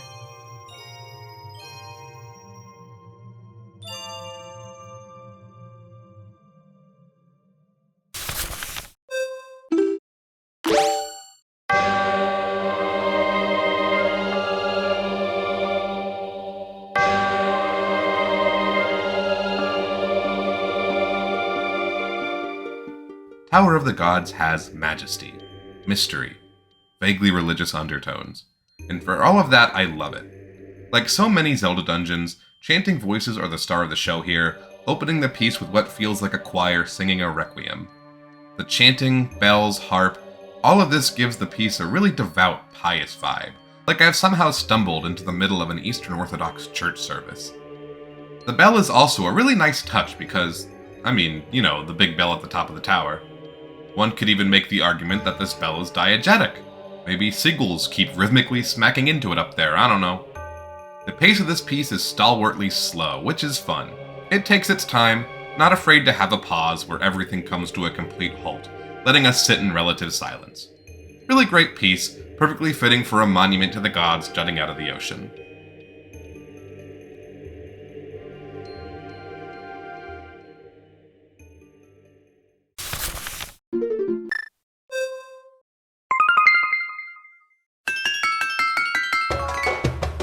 Honestly, one of the better desert themes in the series. Scratch that. One of the better desert themes in all of gaming. All of the usual aspects of a video game desert theme are present. We got the Phrygian dominant scale, actually, it's really just the scale. The instrumentation is actually pretty trope-free. No sanais, no sitars, mostly guitar, flute, and strings. And a really great rhythmic section, too. There's such a fun and plucky pace to this piece. It's not hard to bop your head listening to it. I love how the various instruments keep swapping off who gets to play the melody. These phrases passing from the strings to the flute to a single violin, then strings and trumpet to trumpet and a chiptune synth, it all just keeps going, everyone getting a turn while the guitar faithfully strums in the background. It's light, it's breezy, it's fun, it's desert, it's everything you could hope for.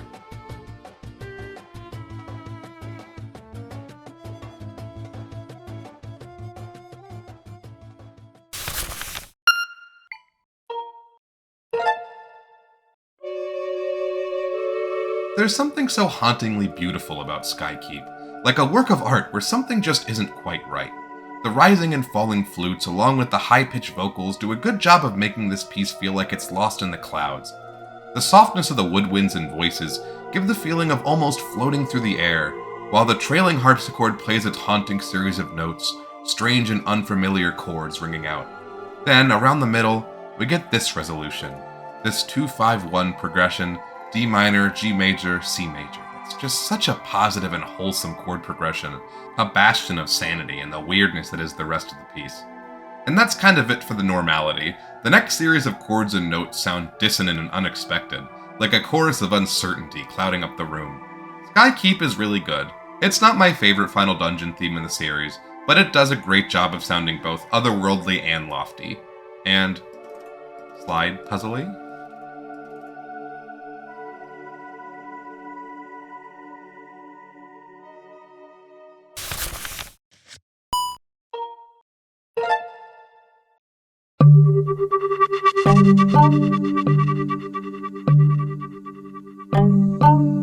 Now for one of the most memorable dungeons in the entire series, Sandship's music is tranquil yet sharp, and also varying. Not only do locations in the Lanairu desert area of Skyward Sword have two versions depending on whether the player is in the past or the present, but there's also two themes that play in this dungeon, one on the ship's deck and one in the ship's interior. So that makes 4 themes we have to look at here. Starting outside the Sandship, we get something rather calm and almost relaxing, while still expressing that we're here for business. Besides that distorted, wavering opening synth at the beginning, that one repeated marimba note in the bass and that pluck note playing the melody are really all we have going here, with the occasional chord and backing by subtle synth pads. But, I don't know, I feel like not much else is needed. We're on an abandoned ship in the middle of a sand sea. This song does a great job of sounding essentially lifeless and deserted. Of course, until you hit a time crystal, sending us back to the days this shanty ship soared the 7 seas. A pleasant synth horn with a slow attack getting added to the top of the register, adding an almost sort of slow counter melody. That synth is quickly traded in for 2 more, deep and gurgly in the bass. Another really nice counter melody to contrast the plucked string.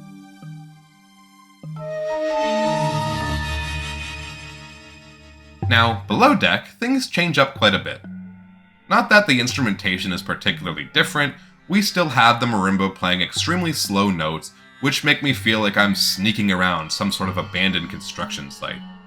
As is common in desert-themed dungeons, a sitar quickly comes in, as well as this really cool-sounding synth that kind of oscillates the longer each note is. There's a lot more going on below deck than above, which explains why the same is true for the music in this dungeon. This pan flute-sounding instrument that comes in later is both pretty and mysterious, especially against the wailing and oscillating synth notes. Of course, the past version is slightly different, high-pitched synth strings phasing in and out to accompany the main piece. It adds a futuristic nature to this song, and those synth chords are strikingly beautiful in a way I wouldn't expect them to be. Overall, each version of this piece, from above and below deck, from past to future, adds an interesting and distinct flavor to the massive pirate ship, and gives an already interesting dungeon just that much more flavor.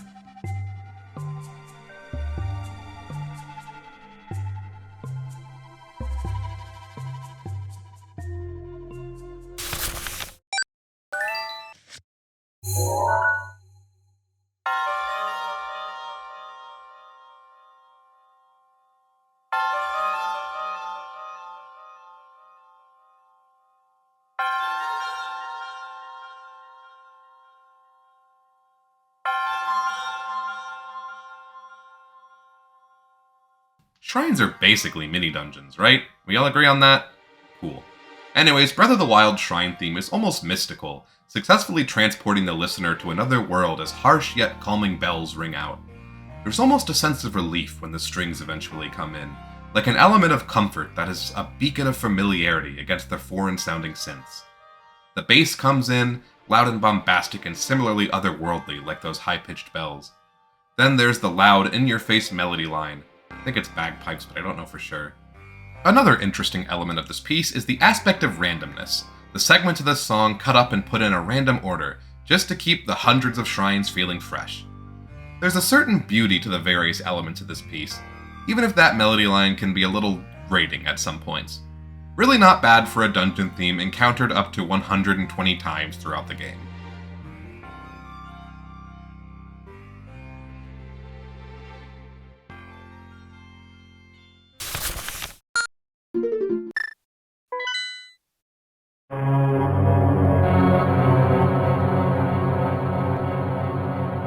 My Link to the Past bias might be shining through again, but I really like the Light World Dungeon theme. Just listen to the echoing strings that open the piece. Shivers, I tell you. 2 different tritones in the opening melody. Tritones equals spooky, guys! That's Music Theory 101 right there! I love how long the phrase is held, the reverb on the strings just allowing the player to listen as each note slowly fades into the abyss. This intro eventually leads into the main section of the piece, the strings playing a haunting series of notes while a trumpet comes in to wail over top with a mysterious melody. The main section isn't particularly long, but damn if it isn't memorable, especially when the pitch starts to slowly increase, things getting more and more tense before the loop. I love the Light World Dungeon theme. I love its slowly creeping and ominous opening. I love that trumpet. I just gosh darn love everything about this one.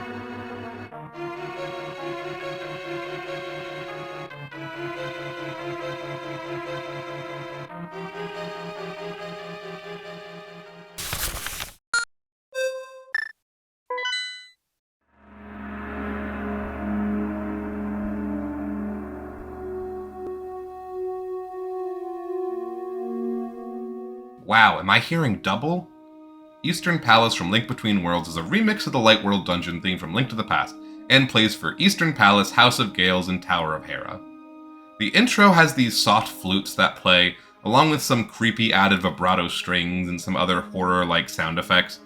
Honestly, I think I prefer the opening in the SNES version, but this one's certainly not bad. And the main chunk of the song is really great. The whole piece takes a lot of creative liberties when compared to the original. A slew of new melodic ideas and accompaniments used throughout. The Celeste plays little snippets of the strings backup pattern from the original, while an oboe plays a new mysterious and majestic melody line. But then the trumpet starts working up in the background before taking over the melody line, giving us that great run of notes from the beginning as the strings join the Celeste for the background accompaniment. The climax of the piece is still strictly Link to the Past, but the rest does a great job of adding some new flavor to the mix. Great job updating a classic.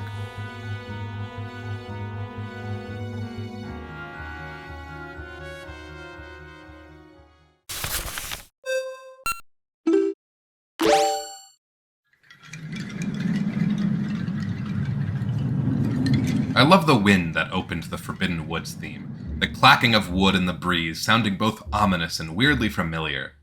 Then that bass comes in, a pizzicato octave repeated over and over again, each note short yet echoey as it fades into the background. The series of chords that joins it is hostile and creepy, yet also light and airy, as if it's a spot of malice drifting by on the breeze. The bass line continues to drone on, the one constant in this piece besides the wind as a diminished chord blows through, getting louder and softer, as if it too was just being blown in briefly. Lutes, strings, so many instruments get a chance at disturbing the player with their dissonant melodies and chords, as if it's just a whirlwind of noise where different elements come in and out of focus. Honestly, I feel like this piece would work far better as a wind-themed dungeon, but I guess it's fitting. Wind plays a pretty big part into the dungeon as well. Now excuse me, for I must allow myself to be blown away into the distance.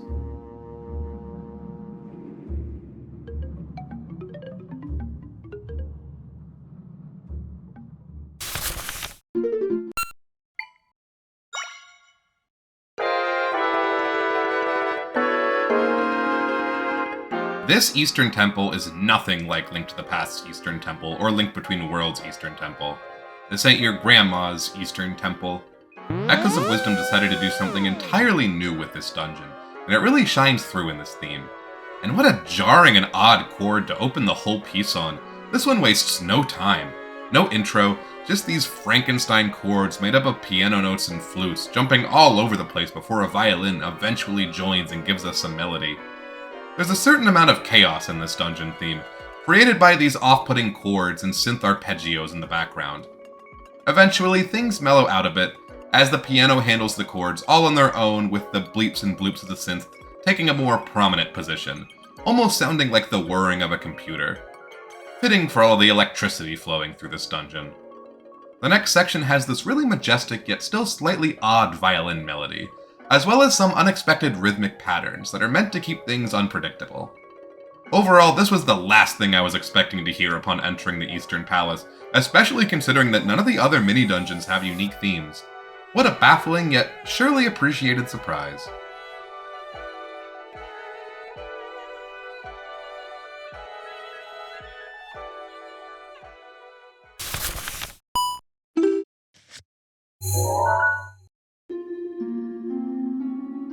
More mini-dungeons, if you can even call this one a mini-dungeon, and also only our second Tears of the Kingdom song so far.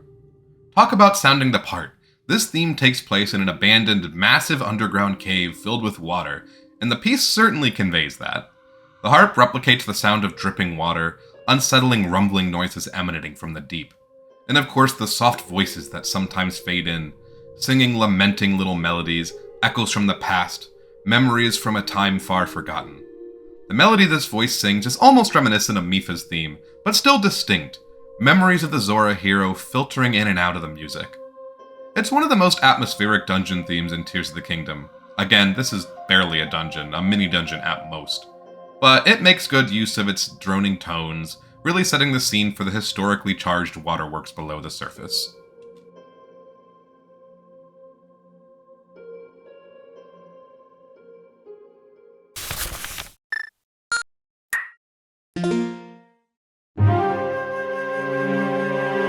Snow Peak Ruins is a fan-favorite Twilight Princess dungeon, and for good reason. The atmosphere is great, the presentation is unique, and of course, the music is on point. The vibe of this one seems to be a cozy home where something's amiss, which fits the theme of the dungeon strikingly well. There is this repeated ascending note pattern that spells out a second inversion A major chord, which sounds welcoming, but an F natural is shoved between the first and third note, almost co-opting the chord and making it an F-augmented triad, adding just a hint of discomfort. Then the glockenspiel plays this demented little repeated pattern, followed by a breathy flute, the two switching back and forth. This piece isn't particularly busy, no real percussion to speak of, just that ascending series of notes, and then some occasional bass, glock, and flute. There's never more than 3 of these elements playing at once. Finally, around the minute 38 mark, the ever-marching on ascending note pattern changes into something even more unsettling, as ominous high-pitched chords ring out. Then there's another section? This piece is longer than I remember. The bassoon comes in as the ascending notes return to normal form, playing a surprisingly warming and pleasant melody, the warmth of the soup, perhaps? The flute comes in and provides a little harmony from above, the two instruments playing a lovely duet, like a husband and wife joining together in song. This leads us right back to the loop. No, it doesn't. There's more. Okay?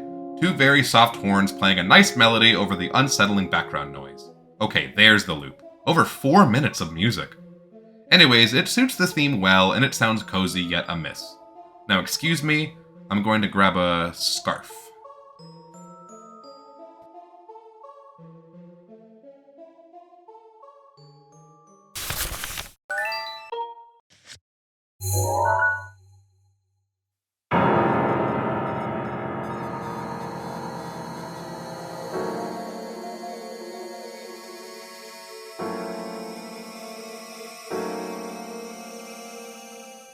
Boris is my least favorite Divine Beast theme in Breath of the Wild, but hey, it's still landing at 55 out of 139, so that has to mean something.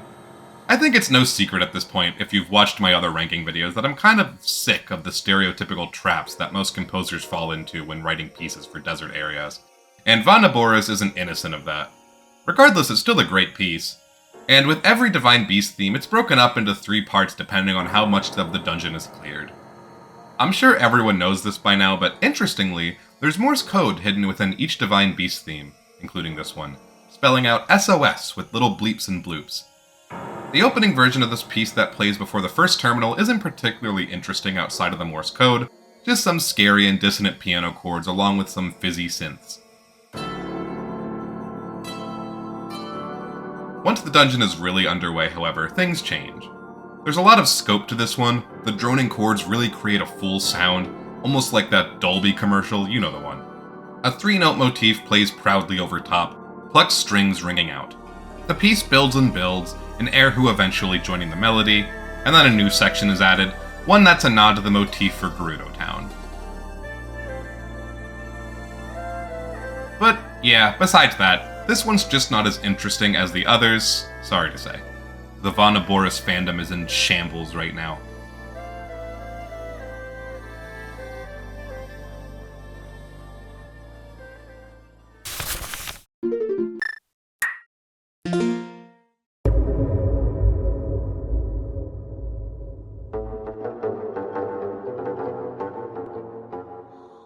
It's hard to talk about the creepiest Zelda Dungeon themes without touching on Lakebed Temple. Listening to this with my noise-canceling headphones on just puts a chill down my spine. From that opening shock sound effect to the distorted and untuned guitar that follows it, we're opening decidedly underneath the surface, no effort to ease into this one. There's so much breathing in this one. Unclear if it's supposed to be the sound of like steam being released or the sound of a monster literally panting in my ear. The breathing is most of this theme, besides these repeated 3 notes in the bass, until this synth comes in to accompany things, along with these wood-like clacking noises. This goes on until we are rudely interrupted by someone playing random notes on the guitar. Fuck you, Kyle. I was trying to listen to the atmosphere. All jokes aside, every element of this piece works to instill a mood. That mood being deep terror at the bottom of the lake. I imagine this is what you hear when you're drowning.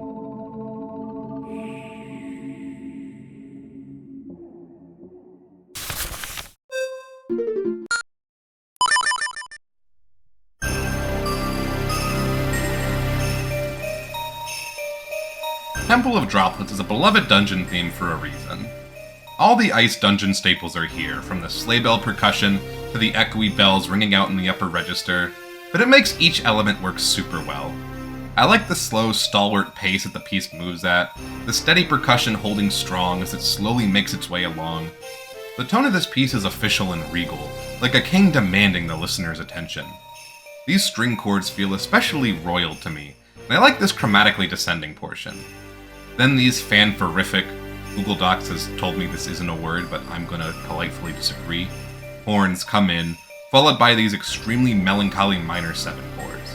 I feel like I haven't really said anything interesting about this piece, but that's all I have. It's pretty. And if you'll excuse me, I'm going to go put on some mittens. This joke was never funny. I'm gonna stop it.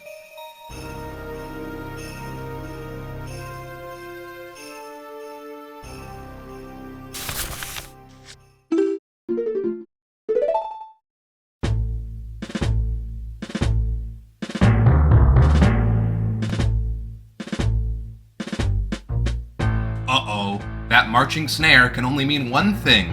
We've accidentally wandered right into Pirate's Fortress. This stealth mission off the coast of the ocean is accompanied by this intense tune, the perfect breaking and entering background music. I love those bassy piano chords. They sound so muddy and intense, eventually joined by the trumpet, which feels like it's heralding a group of fierce pirates. Like, I'd 100% believe this music to be in-universe. This is what the Gerudo pirates listen to feel badass. There's really not much to this one. The melody stays pretty consistent throughout, but I like this part where the chord changes underneath it, giving the piece a whole new feeling while keeping the melody line the same.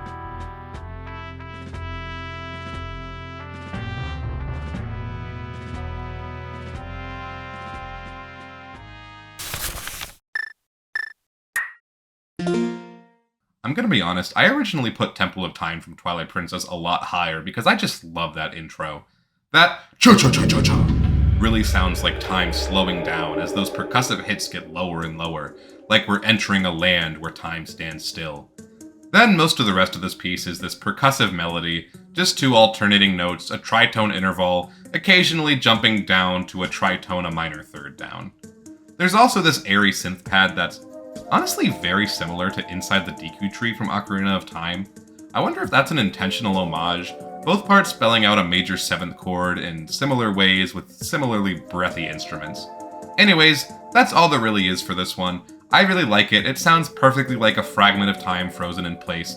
The way those boom-whacker sounding instruments keep repeating the same notes over and over again. Like a clock hand trying to move forward but finding itself stuck in place.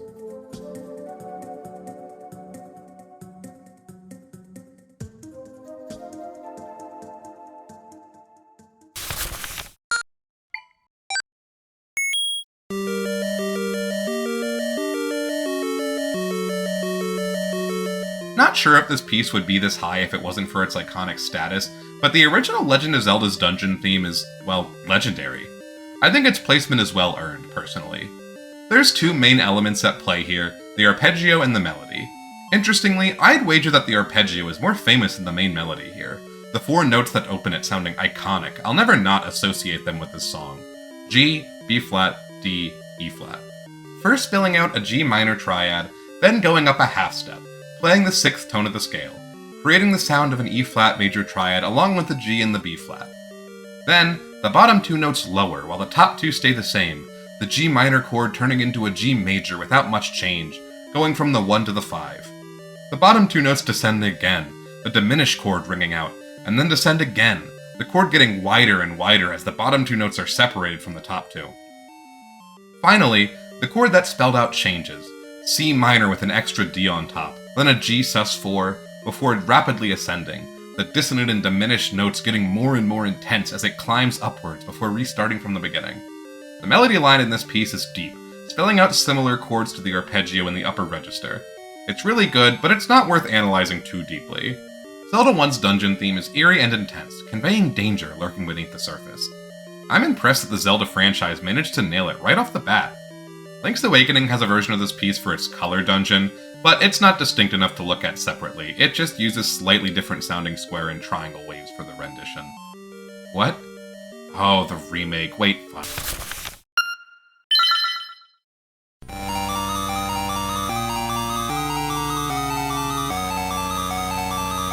Color Dungeon is basically exactly the same as Zelda 1's dungeon theme, but the arpeggio part is higher pitched and the melody is played on a different type of wave, a square wave instead of the original triangle wave. Now then, the Link's Awakening Remake's version of the piece is a lot bigger, a lot more interesting. The beginning starts relatively similar to the original, the melody played even deeper than normal by the bassed clarinet, while a synth plays the ascending note pattern in the upper register. After one loop through, the clarinet joins, playing alongside with its deeply voiced older brother. This all leads into a completely new section that feels right in line with the original. The deep instruments all cut out, and we get these distorted and disquieting bells, an almost music box-like melody, the chord progression carrying over and getting played by these muted bells underneath. The clarinet joins in on the melody, leading into this dark section, the woodwinds replaced by strings, but sounding pretty similar to the beginning, the strings gliding up and down with ease.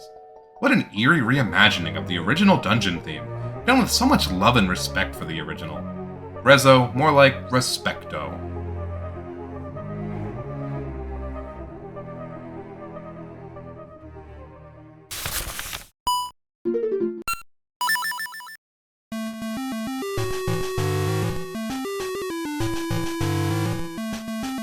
And coming in at number 48, we have our highest ranked song from Oracle of Seasons. Sorry Din, but in the end, Nairu scored higher. Anyways, Dancing Dragon Dungeon surprisingly slaps. Why do some dungeon themes get like a 12-second loop, while some get 42 seconds? First, listen to that funky intro. I really like that repeated bass pattern, something about it just makes me want to bop my head, especially with that flourishy melody that plays on top of it. Just listen to it go. And that B section, oh man. Just listen to that upper section. Those alternating notes sound so good, like they should be played on the electric guitar or something. And that bass pattern gets to shine too, an absolutely fantastic contrast to the higher notes. I may not be the biggest Oracle's soundtrack enjoyer, but even I must admit, they cooked here. One can truly imagine the dragons dancing in this dungeon.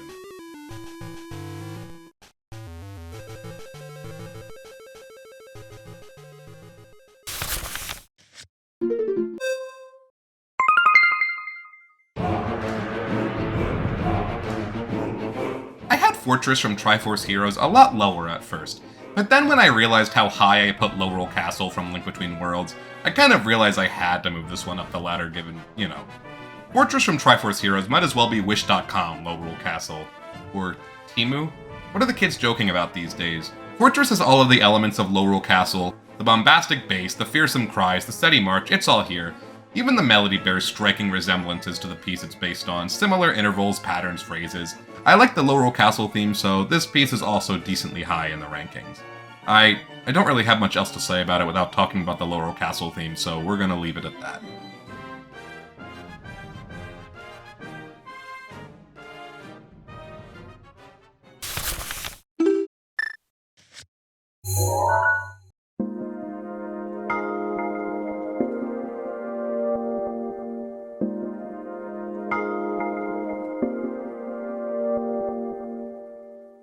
Similarly to the shrine theme from Breath of the Wild, Tears of the Kingdom's music for these mini-dungeons scattered across the world are broken up into little snippets, played in a random order to keep things fresh even while completing your 40th Raru's Blessing.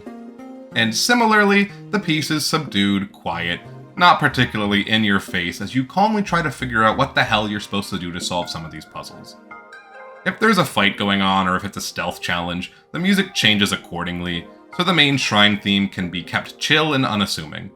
I love the swelling chords, as well as the echoing sort of pulses and wistful piano chords played on high. A perfect, peaceful, relaxing, yet otherworldly feeling dungeon theme for shrines born from the technology of the ancient world.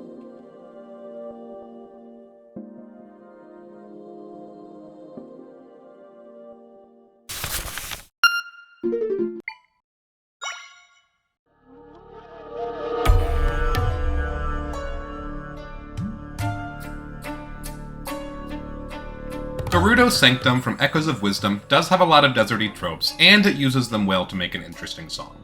I like how quiet and subdued it starts, almost as if the first minute of this piece is nothing but build-up.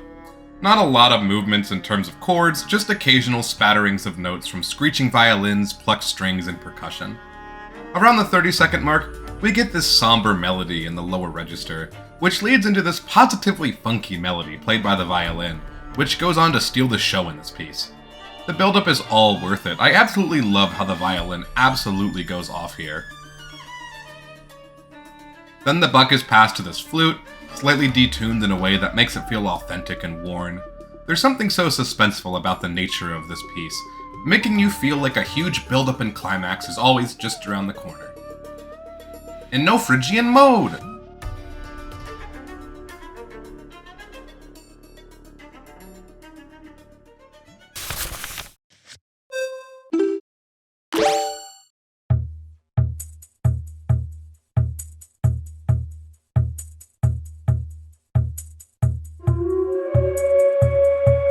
I'm gonna be real, I have no idea how popular the Earth Temple theme is from Wind Waker, but I like it a bit, even if it's not a particularly complicated piece. Starting with that percussion, I love the little echo on the shaker, doing such a great job of immediately making this piece feel cavernous and deep. Then the didgeridoo-like noise comes in, along with the jaw harp, which just gives this whole folksy feel to the piece. Then those chords, coming in suddenly, as if to catch you off guard, fitting for the shadowy themes of this dungeon. These chords are both familiar and odd. The consistent D major triad at the bottom of the chord is comforting, but the dissonant notes that play atop it just leave me feeling a little bothered, but in a good way, good bothered. The jaw harp section and the string section are kind of the main attractions in this piece, playing back and forth in turn as the percussion drones on in the background.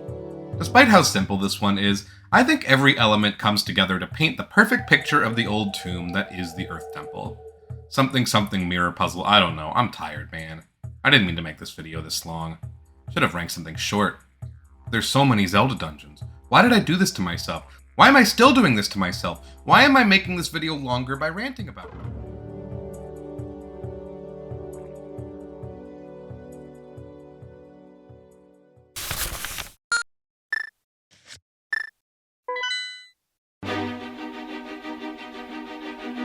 Thieves' Hideout opens without any preamble, getting right into those sharp, repeated string chords, their augmented intervals sounding so close yet so off at the same time. Underneath them, a loud, boisterous series of basses and cellos play the melody, one that's mischievous and threatening at the same time.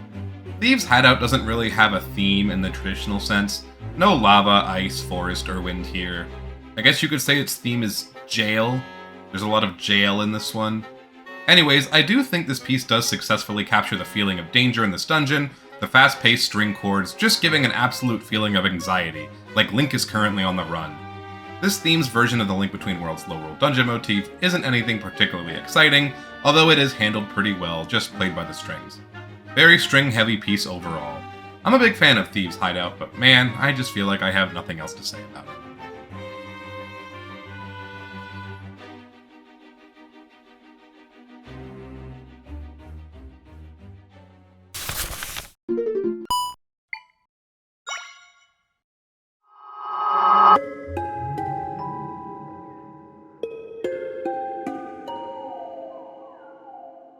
Null's Body is the final dungeon in Echoes of Wisdom, and boy does it feel final. The piece carries over a lot of elements from the Stilled World theme, such as these long, backwards notes that just get louder and louder until they cut out entirely. Pretty unremarkable until the voices come in, singing a minor version of the game's main theme.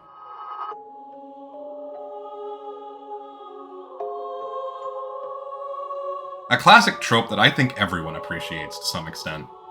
Eventually, the cello gets a turn to play the melody, a phrase that starts with the same first two notes of the game's main theme before taking things in a different direction. Then there's this part with the chilling Celeste, just sends shivers down your spine, like you're exploring the depths of a place you absolutely shouldn't be in. It's not a particularly long piece, especially for a final dungeon that takes place within the flesh of a cataclysmic entity, but I digress.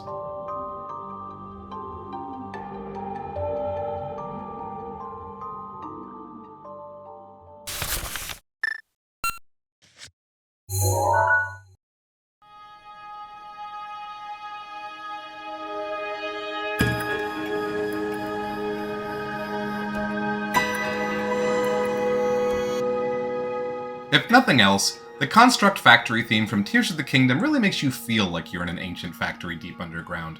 The whole piece is peppered with these little clangs of metal, each note accentuated by the sounds of the past builders, toiling away as they build their massive automatons. Quiet, somber voices lamenting the past, high-string chords that slowly filter in and out, similarly to Zora's Waterworks. Everything about this piece works to remind you of the past life that used to live here, now fully abandoned due to the sands of time. Of course, like every Tears of the Kingdom dungeon, this piece is broken up into various parts depending on how much progress you've made. Part 2 introduces these synthesized mallets, just a little new audio stimuli that echoes coolly into the background. We also get more of this loud brazen synth horn deep in the bass, the shimmering string chords still dutifully hovering over everything. Part 3 introduces more voices, the voices from the past getting stronger as you continue the construct construction, turning what originally felt like an old, desolate relic of the past into an occupied area.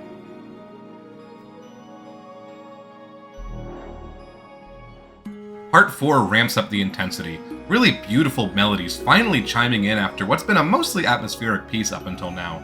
The beauty of bygone times returning. Something about the way this piece builds upon itself really does make it feel like you're increasingly being watched by the spirits of the ancient era. Finally, Phase 5. The end.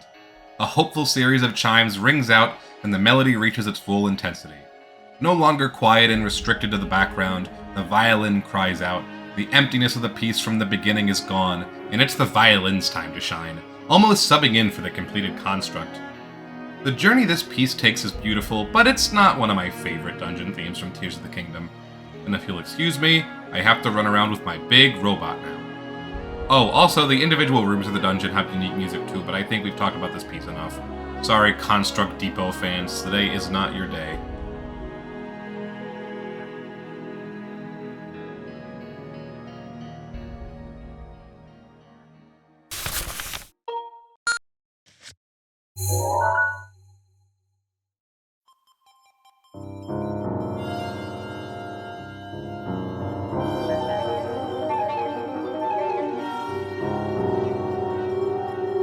Vah Rudania from Breath of the Wild is a lizard-shaped dungeon in the middle of a fiery volcano. Of course, you wouldn't know that from the start of the piece.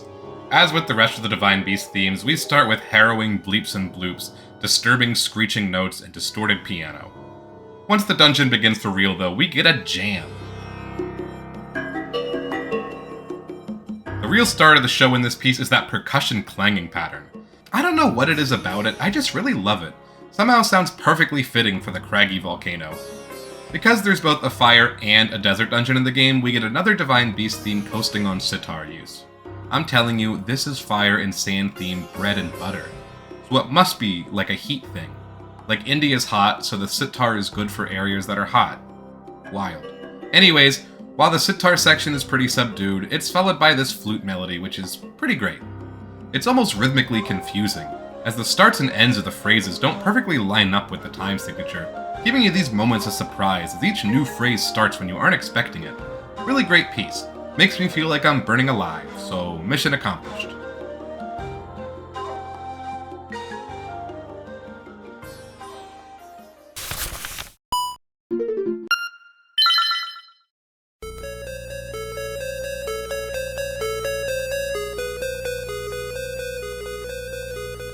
Eagle's Tower from Link's Awakening has this repeated note pattern throughout that sounds unnerving and airy at the same time.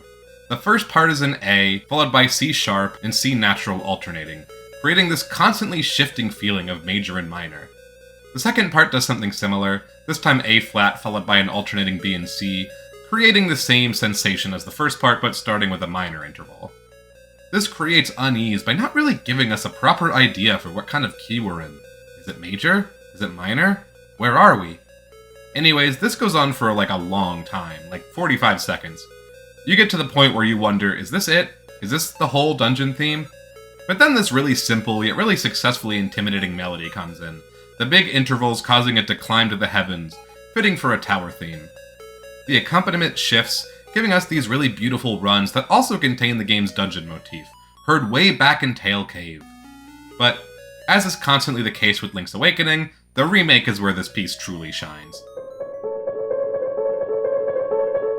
The piano takes over the accompaniment from the original, ominously echoing and reverberating, as if each note is taking a tumble down the side of the tower. The toy piano takes over the melody, its discerning notes ringing out in the most haunting way imaginable. Good stuff.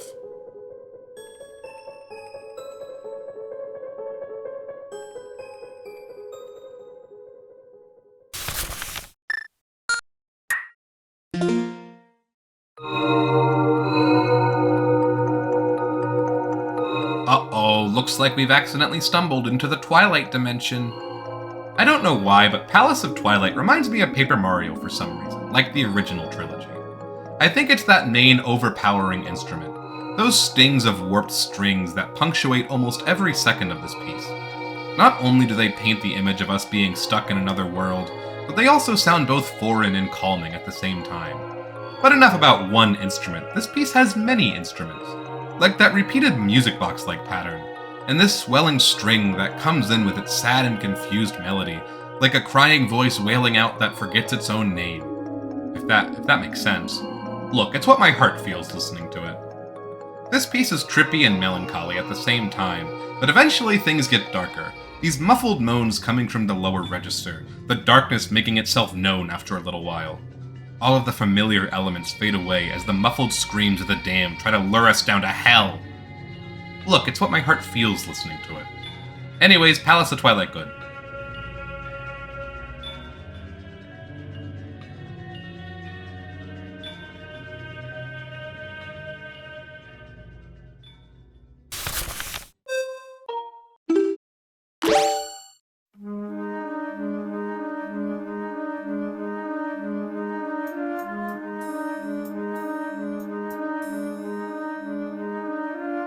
The Wind Temple, let's be honest, sounds a little silly at times in a way that's not super fitting for the late-game Wind Waker dungeon. There's an almost childishness to it in the way that the flutes and xylophones just kind of play around. I guess you could say that it's representative of Makar, the companion character for this dungeon. The childlike Korok sidekick follows you around in this dungeon with his stubby little feet, and I guess the unseriousness mallets almost managed to capture that sound of his little toes. What am I talking about? This is okay. Anyways, there's this constant flute pattern present in this piece, fitting for the Wind Temple, a dungeon with a massive fan as its centerpiece. But what really steals the show is that guitar. There's something about its low, unassuming melody that just sounds official and mature. like the opposite of the whimsical xylophone from earlier in this piece. The contrast pretty striking. You could say this piece is almost like a metaphor for growing up, if you wanted to be, like, pretentious. There's also these vibrato string chords that add a bit of an intimidating nature, just so you remember that you're deep in hostile territory by this point of the game. With a couple more visits from the aimless high-pitched flutes. The dichotomy of playfulness and seriousness is pretty cool here, and that acoustic guitar really does sound fine as hell. Pretty breezy.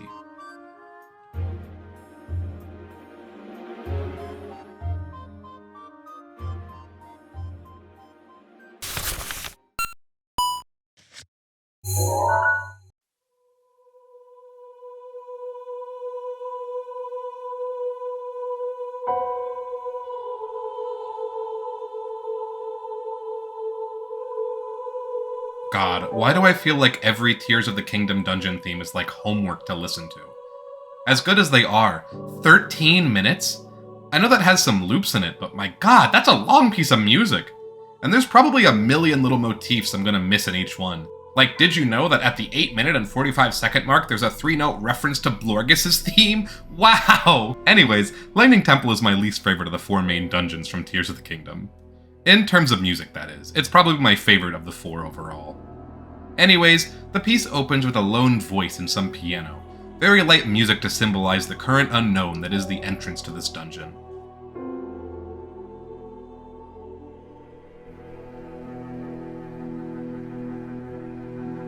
Then when things really get started, these cello chords come in, sounding regal and official, a few jarring stings to keep the listener on their toes. Then the chanting intensifies, the voices of the past crying out as they constantly do in the Tears of the Kingdom OST.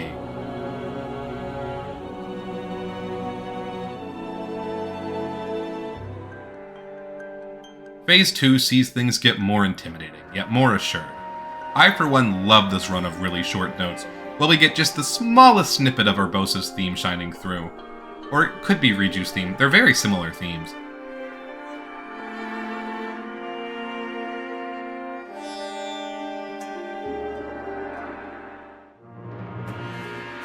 Phase 3 sees an even bigger ramping up, snippets of Gerudo Town starting to shine in, a reminder of the arid city worth defending as the strings swell.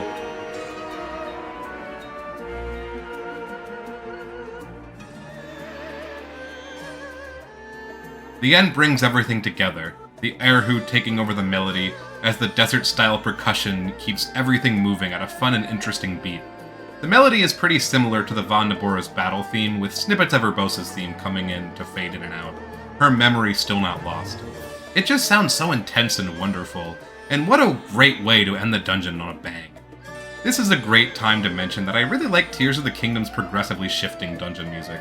I feel like both Breath of the Wild and Tears of the Kingdom were very conscious of how to use their music sparingly in order for it to not get annoying, and by having the music get more intense as you complete the dungeon, it assures that the big, fanfare-y epic part doesn't get overplayed. Anyways, I do like this dungeon theme quite a bit, but it doesn't strike me in the way that the other 3 do, so it'll live right here.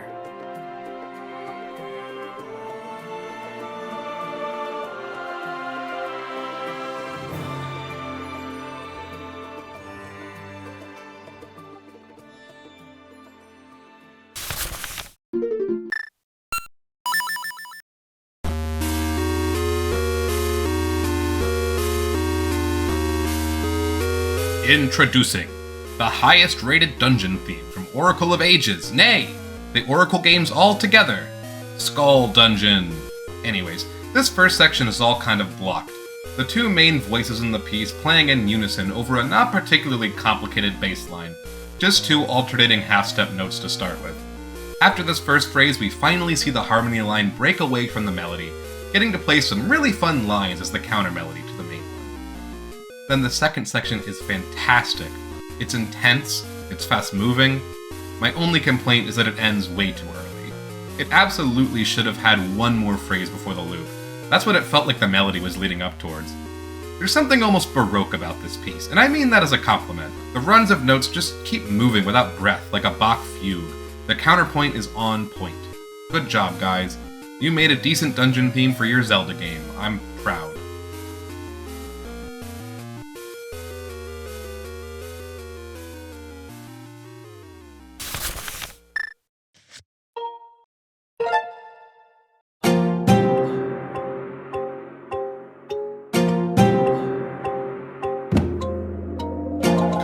Earth Temple is a jam. Listen to that guitar. I'm starting to realize that I might just be like a sucker for rhythmic acoustic guitars in video game music. But damn, it sounds good. It's such a fresh 3/4 rhythm that feels so out of place for a 3D Zelda game's dungeon theme. And that's not even talking about the melody line. That flute just sounding so brave and adventurous, like it should be playing for a brave explorer's trek through the rocky terrain of a volcanic area. This quieter section near the end also gives a nice change of pace, mostly focusing on the rhythm, especially these percussive notes made from hitting the side of the guitar. Anyways, while other Zelda dungeon themes try to be creepy, haunting, and/or mysterious, it's really cool to have one that's just trying to be adventure-y and fun, like your uncle offering you a beer after a long day of work. That's never happened to me before.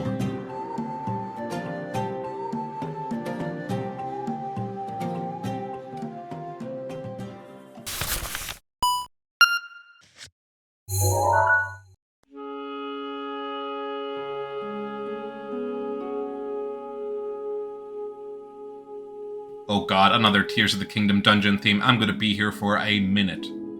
This time we have the Water Temple, the massive structures floating above the Lanairu province.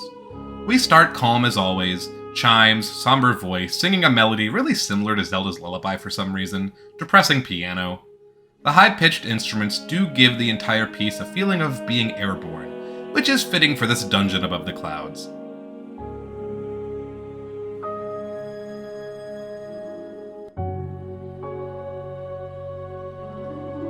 The second section is equally lofty, these perfect intervals regally ringing out against the Celeste, a Zelda Dungeon staple instrument if you can't tell by how much I've talked about it so far. The piano occasionally plays little snippets of Sidon's and Mipha's themes, specifically at the very end of the main motif.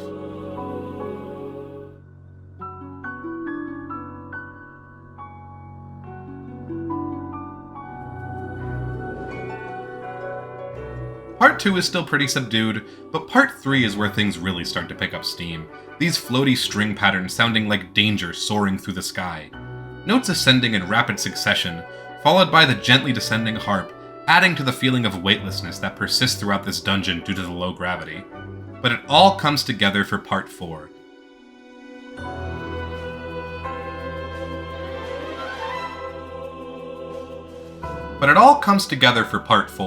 A slow melody with long, winding notes interrupted by these long strings of skyward phrases. While each of the main dungeons in Tears of the Kingdom includes snippets of the respective champion from that area, the Water Temples is the most subtle, hidden in the chanting in the background of the song, with the piano also playing a really small snippet. Just really subtle messages compared to the others, which is fun. It reminds you of Mipha without really getting in your face about it. The Water Temple's theme is kind of generic compared to the other Tears of the Kingdom dungeons. There's really not much about it that really sets it apart, but it definitely sounds good and captures the feeling of a low-gravity water dungeon in the sky. Which is not a dungeon type I had on my bingo card, but that's, whatever.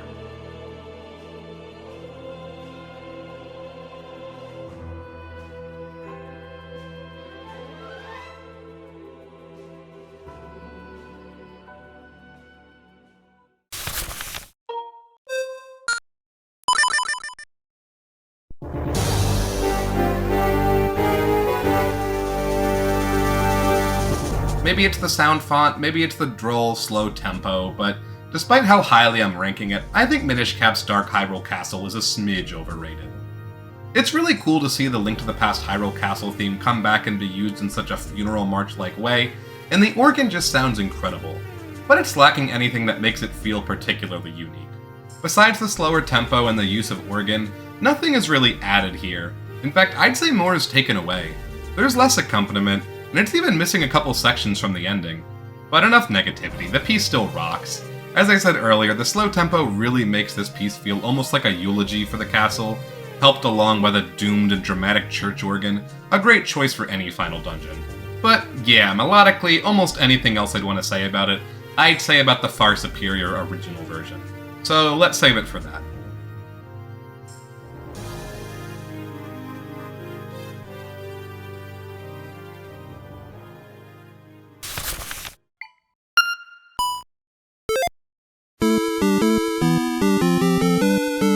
Zelda 2. Can't believe I've had to wait to talk about it until this far into the video. I guess there's only 2 dungeon themes, and they're both bangers. Anyway, Zelda 2, don't like it. Hot take? Not really.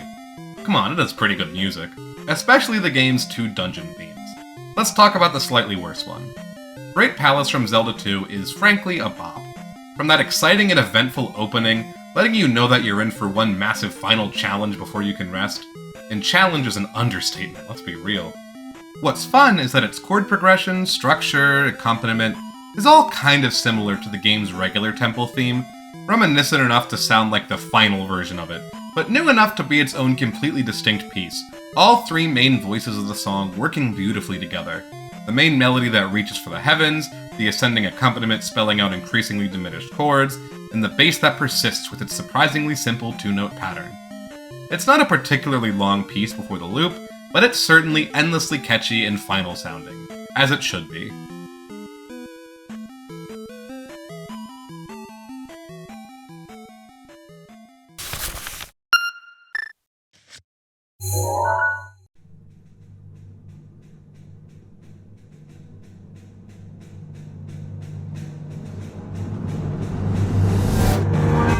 I think it's cool that Hyrule Castle, which was the final dungeon in Breath of the Wild, the culmination of all your hard work, was essentially just a mini-dungeon in Tears of the Kingdom, a pretty small portion of the game. I think it's cool then how the music kind of represents this change. Breath of the Wild's Hyrule Castle theme, which, well, we're still a bit a ways away from talking about, is very clearly meant to be, like, the end-all of the game. It's loud, it's intense, it's final, yada yada yada. Tears of the Kingdom Hyrule's castle theme is a shell of its former self. There's snippets of the original, but what this one boils down to is this one repeated series of notes, just over and over again. A song that just can't get off the ground no matter how much it escalates, which is ironic. I like how in the intro we get this quiet, high-pitched string rendition of Breath of the Wild's Hyrule Castle theme, a little way to say like, hey, we're still here. At the end of the main section of the song, we get this chimey snippet of the original Hyrule Castle theme way back from Link to the Past, which is cool. Speaking of the original Hyrule Castle theme, when under attack from monsters in this dungeon, the horns start blaring, a regal and intimidating version of the Link to the Past Hyrule Castle theme confidently blaring out.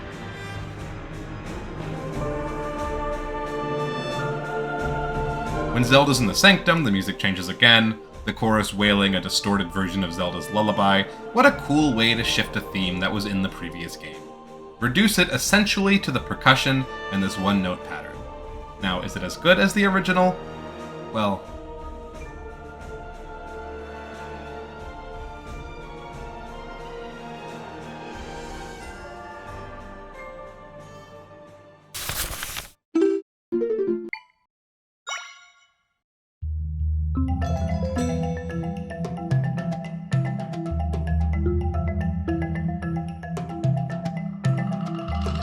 Faron's temple is pretty jungle-like with its aesthetic, and this overgrown feeling carries right into the music.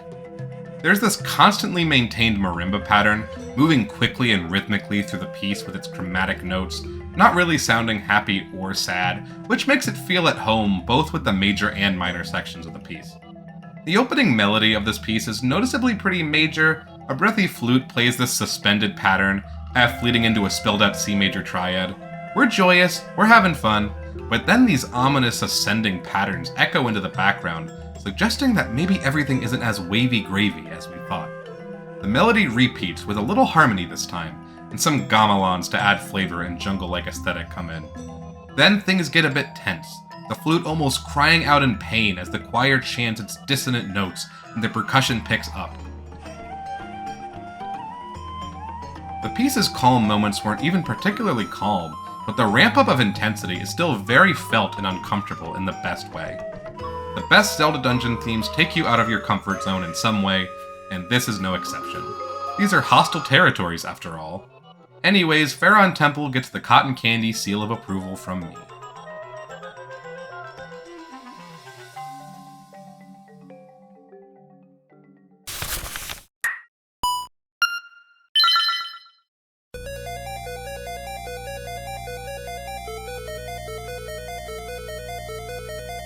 For some reason I had this one originally ranked at 18. How did that happen? Was it a mistake? Was I drunk on love for Link's Awakening? Anyways, Turtle Rock from Link's Awakening is very good.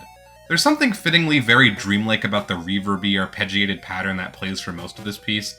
The 4 repeated notes coming right out of the whole tone scale, a scale where each note is a whole step above the last. It's very impressionist, and also very dreamy. Then this melody comes in the lowest register, bouncing around with its short notes. This piece doesn't feel fitting at all for a lava dungeon, but I think that contrast is okay. It sounds like the dream world is starting to fall apart at the seams, like reality itself just isn't real anymore. It's just these 2 8-bit instruments in the original version of the piece, but the remake does a little more to substantiate it.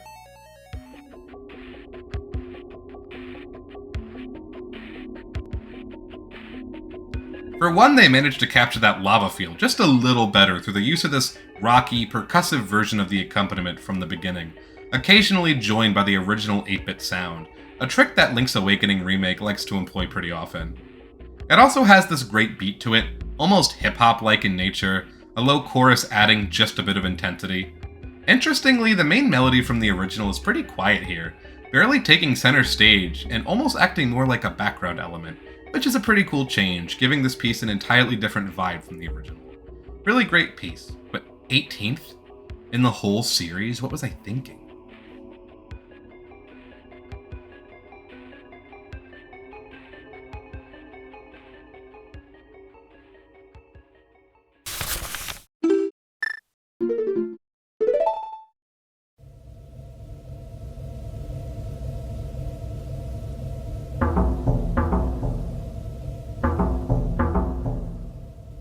Great Bay Temple is a masterpiece. Sorry, not sorry. You guys can never convince me otherwise. Cope plus seethe.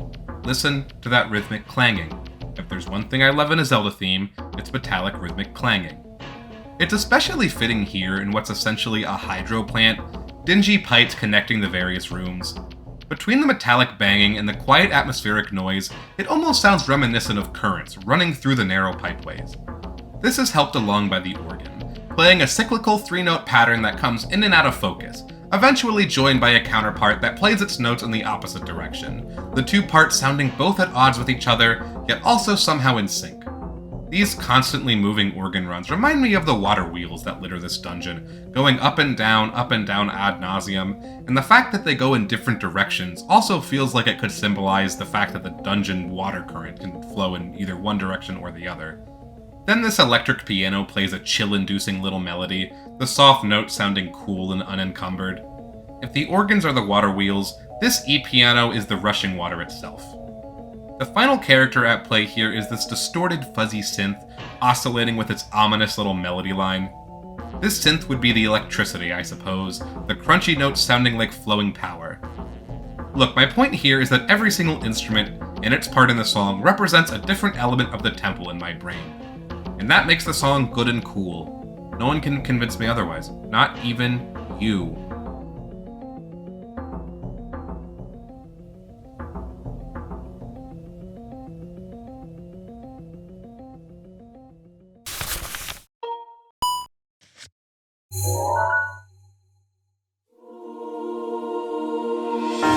The final trial feels like the absolute culmination of Breath of the Wild, even though I've never actually played the game's DLC. It's cool how it takes a pretty chill and uneventful theme, like the shrine theme, and turns it into this 8-minute saga about the power of friendship or whatever happens in the DLC. Like I said, I haven't played it. There's not much else to say about it. The strings are hopeful, the bagpipe cuts through with determination. It feels like every instrument is trying to cheer Link on as he perseveres. He's really doing that final trial, you know? And the tempo shift is really cool. It's not something you see very often within a Zelda Dungeon theme. Overall, yeah, I like how it sounds. Just don't have a ton to say about it.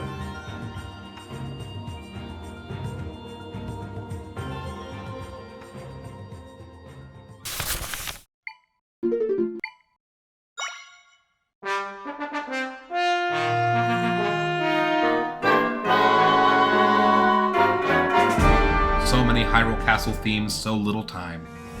I like that this version opens almost identically to the game's main Hyrule Castle theme, but quickly becomes distorted. It just sounds so creepy and unexpected.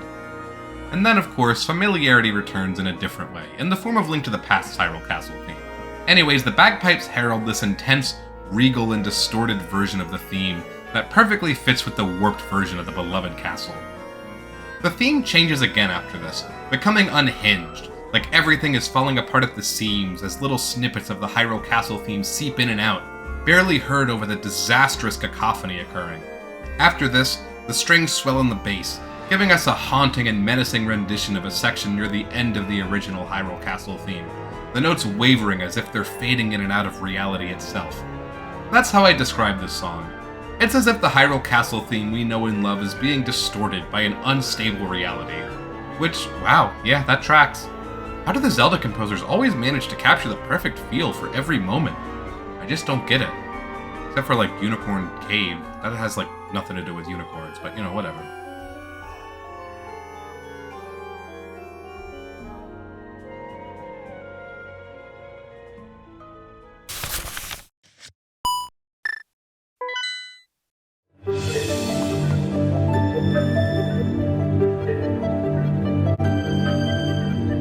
Swamp Palace from Link Between Worlds has this almost twisted beauty hidden in its unsettling notes, like the siren's call amidst the waterlogged dungeon. Man, water dungeons always get the best music. Listen to those morphing, delicate synth notes gracefully ascending. They aren't dissimilar to the original Zelda's dungeon theme, the same pattern save for the last note, which is a half step higher. The melody here is played by the Celeste, ringing out with its high pitch. The chords that ring out do so in complete rebellion to the melody and accompaniment, giving the entire piece an almost disorienting feel, as if the elements work against each other, boats against the current. That couldn't be more true in the B section, this dungeon's version of the Link Between Worlds dungeon motif. Just listen to the arpeggiated chords played by the piano. Listen to how imperfectly they match with everything else going on. But these small discrepancies of harmony really add to the piece, and make the moments of consonance even more beautiful amidst the haunting waters. Good water dungeon theme, good theme in general.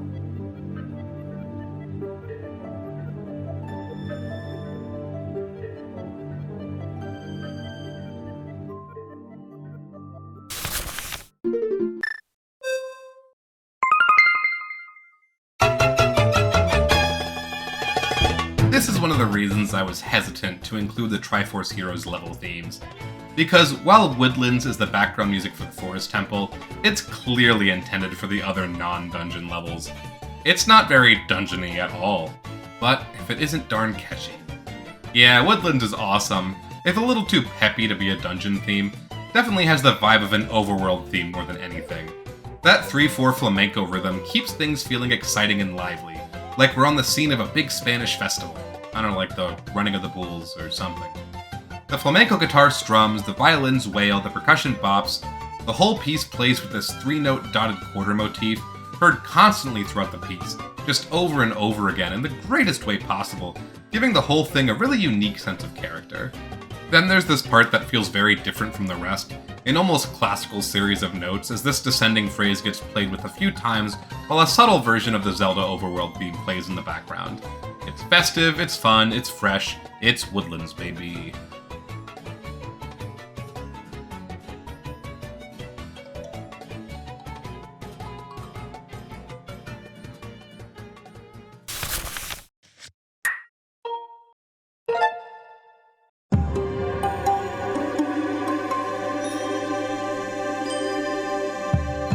God, are we already at Ancient Cistern? I say as if I'm not on page 39 of this script? Everything left must be really good for this banger of a piece to only fall at 22. Ancient Cistern is a fan-favorite Skyward Sword dungeon, and for good reason. Its puzzles, battles, aesthetic, and general atmosphere are just a cut above the rest. As I'm sure every Zelda fan has heard by now, the dungeon has pretty heavy Buddhist inspirations, not only in its design but in its storyline, and this theme perfectly represents these inspirations, as well as sound both beautiful and haunting at the same time. Just listen to the movement on those strings, the way those notes bend upwards in a way that just sounds so unsettling yet zen at the same time. The constant ringing of gongs sounds spiritual and pure, like the listener has stumbled into the middle of a Buddhist ceremony. The waves of strings wash over in a way that's both relaxing and chill-inducing, like this whole dungeon takes place in a haunted spa. And that's the best way to describe both this piece and the dungeon itself. The relaxing waters on the surface are plagued with the darkness beneath. The theme for Ancient Cistern ties up every single element of the dungeon into a neat little bow. And if that's not successful dungeon design, and I have no idea what is.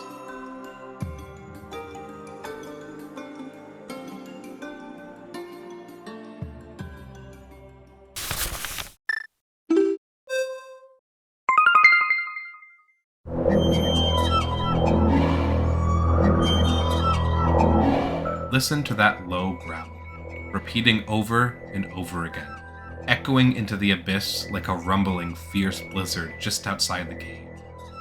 And listen to that wail, that high-pitched squeak that rhythmically fades in and out, a harsh echo against the crystalline walls of the ice cavern. I never got far enough into Triforce Heroes to hear this song, so at the time of me writing this, I have no real image to put with this song in my head, and yet, I have never heard a song more befitting of an ice cave in my life. The freezing waltz saunters on, the delicate bells playing melody on top of the cacophony of noise. Then the next section hits, the beautiful strings and harp eking out an absolutely gorgeous melody, one that's sad but still filled with determination.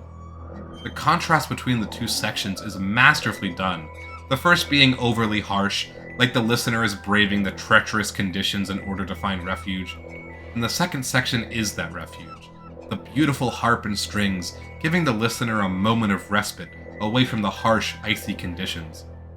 More than ever before, excuse me while I grab a scarf, coat, winter hat, earmuffs, and a piping hot mug of hot chocolate.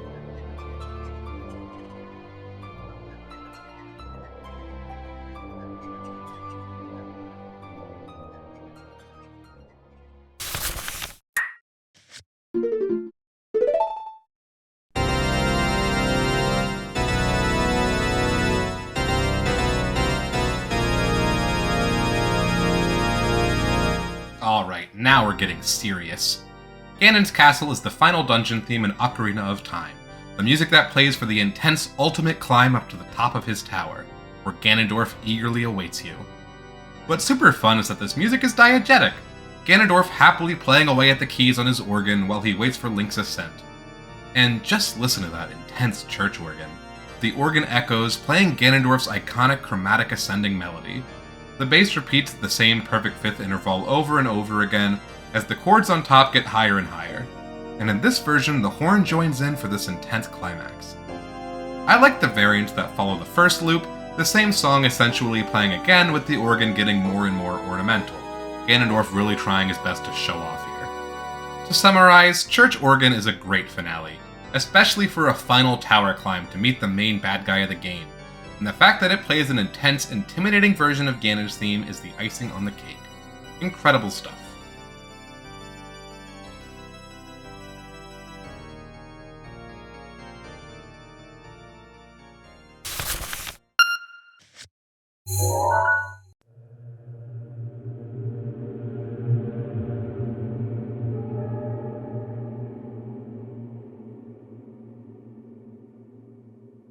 Gloom's approach is basically the final dungeon in Tears of the Kingdom. It's questionable if it counts as a dungeon theme, but we're gonna go ahead and include it, just in case. Listen to that ominous wind blowing in. Nothing good comes from a breeze like that. The wind instruments come in with incomprehensible phrases, clearly trying to sound more like odd creaks than actual music. Then, of course, this wouldn't be Tears of the Kingdom if Ganondorf's lair wasn't represented by those spooky backwards voices. They come in with their twisted song, getting louder as the piece goes along.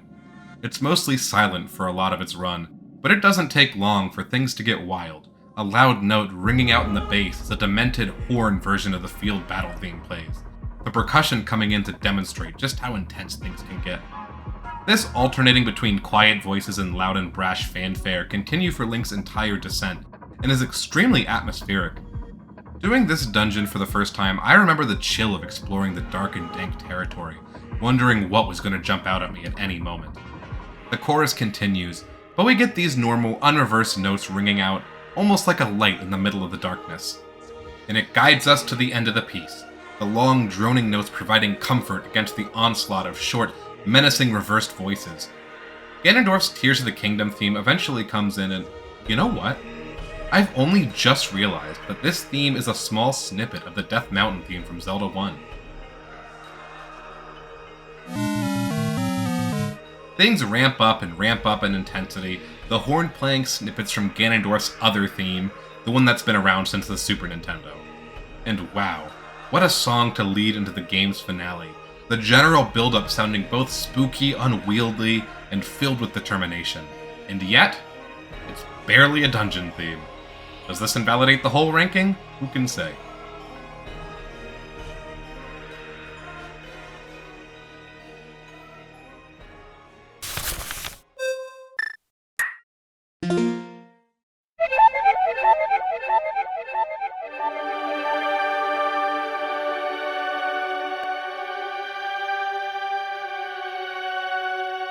When talking about dungeon themes that are both haunting and beautiful at the same time, it's pretty hard to beat City in the Sky. I know I've used the word otherworldly to describe a couple dungeon themes already, but I don't know, just listen to those instruments.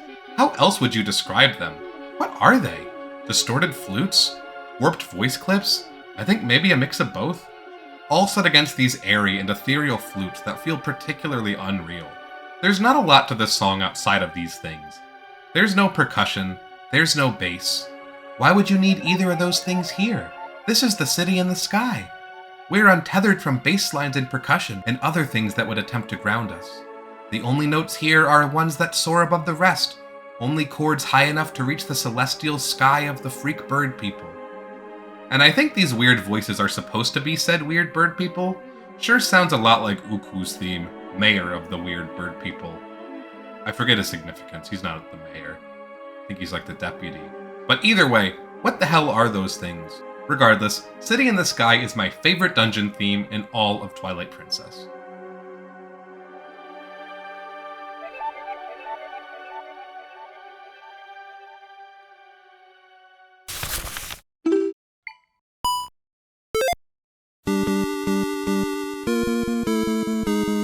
Alright, enough of that weird nonsense. Let's get back to the classics. Harder to get more classic than Zelda 2's dungeon theme. Maybe it only has its fame because of its appearance in Melee, but this original version of the song deserves all of the hype. One of the best songs on the NES, period. First of all, that chord progression. G minor, move up the top note to get E flat major, move up the top note to get G minor 6, everything just flows perfectly. And that's not even talking about the iconic melody that accompanies it. The B section is just as iconic, the major 5 just holding above your head, trying to resolve, yet the song won't allow it. I love the way everything cuts out except for that broken D major triad in the bass, all eyes on the silliest and simplest phrase imaginable. You can hear a pin drop as you wait for that dun dun dun. The next section is also great, these arpeggiated notes going up and down over the melody line. It's tense, it's boppin', it's in Smash Bros. I don't know what else you want me to say about it. The temple theme is my favorite dungeon theme in all of Zelda 2.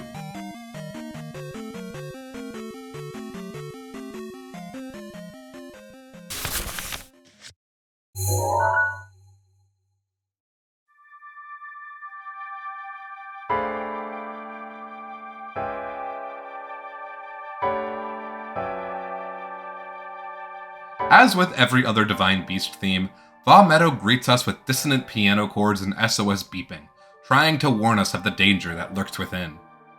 Once the dungeon starts for real, though, that's where things get intense.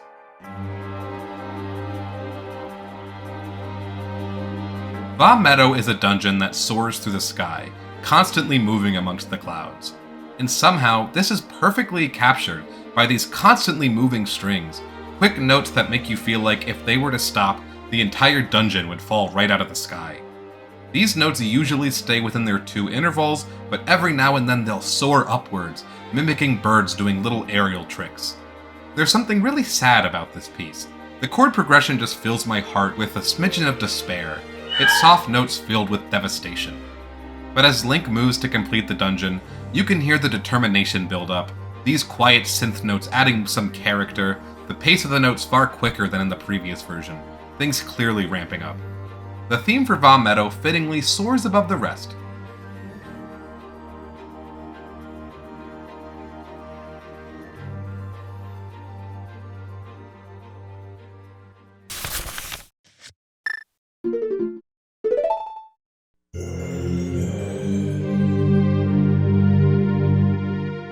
The Spirit Temple theme from Ocarina of Time has a sense of majesty to it.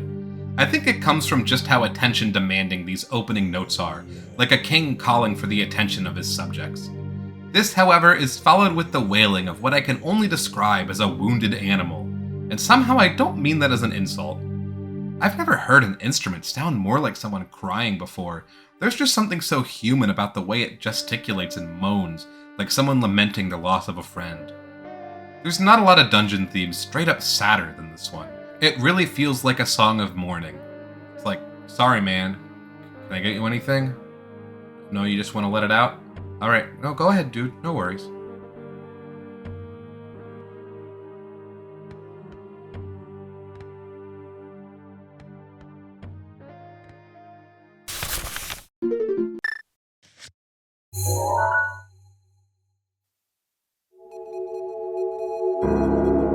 In my eyes, sorry, I just ate something really spicy. Ooh, oh my tongue. Okay, that was a mistake. I shouldn't have done this before recording. In my eyes, Vah Ruta has the best of the 4 Divine Beast themes in Breath of the Wild. And unlike all of the other themes, I actually really like the desolate version that plays before starting the dungeon for real. I feel like I can only talk about haunting beauty so many times in this video before the term starts to go stale, but I have no idea how else to describe these piano notes. I feel like I'm listening to a concerto for the sad. Unlike the other Divine Beast themes that open with piano and then differentiate, the piano stays a mainstay throughout this dungeon. Just listen to those sad, yet broken notes, those chords that sound so beautiful and so out of place, while the Celeste, a Zelda Dungeon staple, plays this tearjerker of a melody, Mipha crying out in pain. It's really sad, the errant piano doing its best, the organ eventually coming in just to add a little more melancholia. It sounds, honestly, way too intense for the fucking water dungeon that the player will usually end up doing pretty early into the game. But damned if it doesn't just tug at my heartstrings. Good dungeon theme.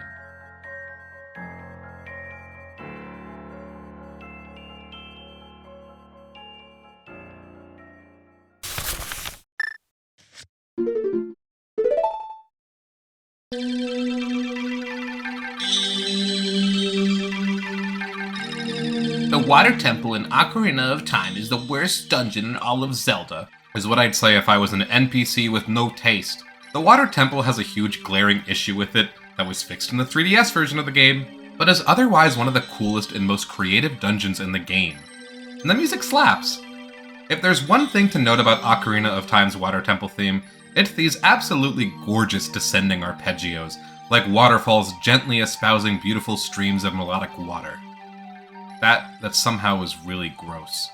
The synth pads ebb and flow, playing a chord progression that sounds very pretty and slightly off at the same time. The flute part I can also take or leave. It kind of just sounds like it's improvising. No thought seems to really be behind the pattern it plays. But I love the part that's played on this instrument that I'm realizing right now I don't know what it is. Either way, it's in direct contrast to the beauty that is the rest of the piece. Reminds me of, like, a wicked witch trying to keep people out of her territory. There's beauty here, but also warning. Warning you to switch those iron boots back, lest you want to sink to the bottom of the ocean.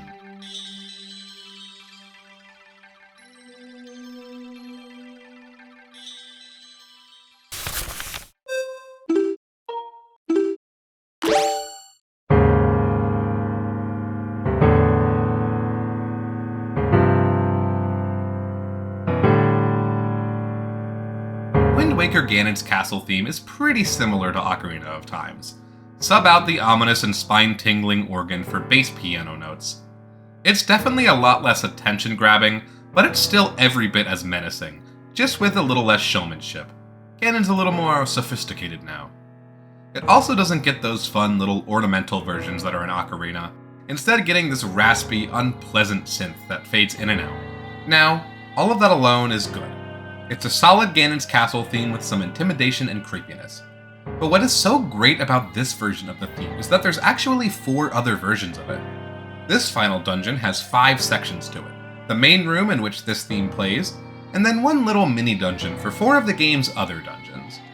And the music in each one of these areas adds little elements from their original dungeons, while keeping the piano playing Ganondorf's theme, which is just such an awesome touch. The Dragon Roost Cavern version adds this harsh wind sound effect that you'll remember well from that dungeon.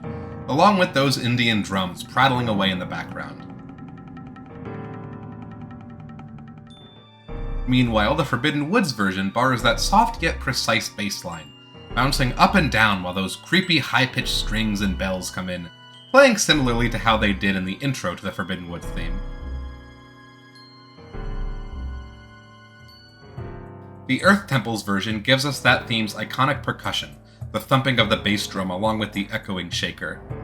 Eventually, the jaw harp slowly works its way in, bringing back the essence of the original. And finally, the Wind Temples variant takes that iconic flute pattern that persists through the entirety of the original, sounding just as well at home against the chords of Ganondorf's melody.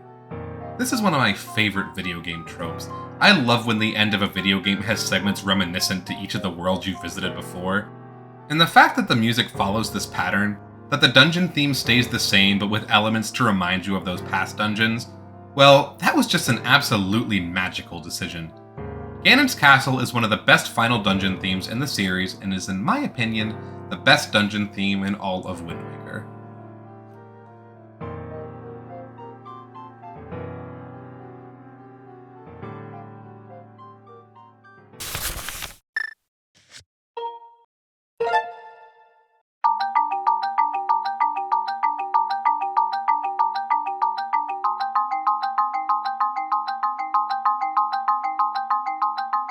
Lanairu Mining Facility is hands down my favorite dungeon theme in Skyward Sword. Sorry, Cistern fans, you're taking the L today. And as with the other Lanairu themes from the game, this piece has different versions depending on whether you're in the past or the present. Since the present is the default, we'll start there. This version of the song is considerably simpler than its counterpart, jumping in with that almost grating pattern in the upper register, the broken up G minor chord just repeated over and over again as the piece gets off the ground. In the background, a faint series of notes plays a really creepy and disturbing pattern that I like. This A, B flat, D, F sharp bit, some really interesting notes from the G harmonic minor scale, adding an intimidating feel to the piece. Then the melody comes in, which is pretty fun. It's based around a descending 3-note pattern, sounding like it's gonna spell out a G minor triad, before the final note lands on F sharp instead, the augmented chord sounding like an improper resolution, giving further tension to the piece. That main instrument has a filter on it that makes it sound tinny and kind of gross, which is perfect for this old, decaying factory in the middle of a sparse desert. The whole piece is tinny and crunchy sounding, like it's being transmitted through a radio with bad speakers. But that only adds to the abandoned, rundown aesthetics in my mind, especially when you transport the theme back to the past. Once the time stone is hit, the synths move in, the electronic noises sounding right at home in the tech-fueled past. The instruments come through a lot clearer, as if the barrier keeping them at bay is gone, the dungeon able to be fully realized again. The melody line is accompanied by these strings, and this flute B section is absolutely breathtaking, managing to be beautiful, hope-inspiring, and a smidge creepy all at the same time. Lanairu Mining Facility manages to sound both like a deserted sand-filled wasteland and a high-tech factory at the same time, which is definitely an impressive feat. It's a lot busier than other 3D Zelda dungeon themes, but that's what I like about it. It really stays interesting to listen to, even after all of the time spent in it. The Lanairu Mining Facility is my favorite dungeon theme in all of Skyward Sword. And speaking of Lanairu,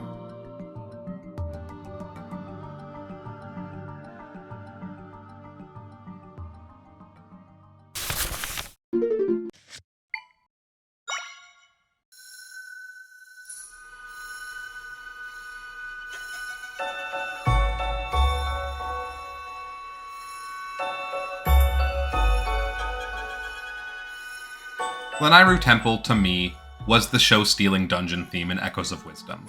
Where to even start? Lanairu Temple is a frigid dungeon at the peak of a holy mountain covered in a thick layer of ice, and I think both that holiness and that iciness are conveyed here well. All of the ice essentials are here. High-pitched bells, jingling percussion, you've heard the drill by now. But I think this patient, serene-sounding voice has a lot to add to the religious aspect, almost like someone singing a pious hymn. The beginning of this piece is quiet and peaceful, almost makes me want to meditate or something. The voice singing alongside the sorrowful cello. The B section almost has this playful element to it, kind of in contrast to the very serious and important sounding first section. Still, I love the way the choir sings in this part. Those bent notes that almost sound unnerving, this kind of note mimicked by the strings not much later. Then we get an even quieter and more subdued version of the A section, the instruments all fading out in favor of the almost hypnotic background music. Everything comes back in, the voice and the cello working as a phenomenal dulcet duo here, the beauty of each part almost too much to handle. Then there's this section, the woodwinds taking over for an intense cry of attention. Unlike some of the other ice dungeons, which feel cold and unwelcoming, the Nairu Temple's theme is almost welcoming in a weird way. Sure, it's cold, but it's not a harsh cold. It's a cold that can be endured in order to bear witness to the beauty. Without a second doubt, the Nairu Temple is my favorite dungeon theme in Echoes of Wisdom.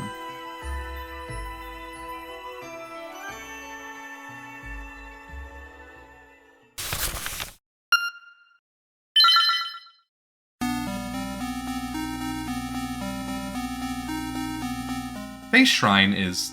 Okay, do I have to talk about the original version? We all know why this song is this highly rated.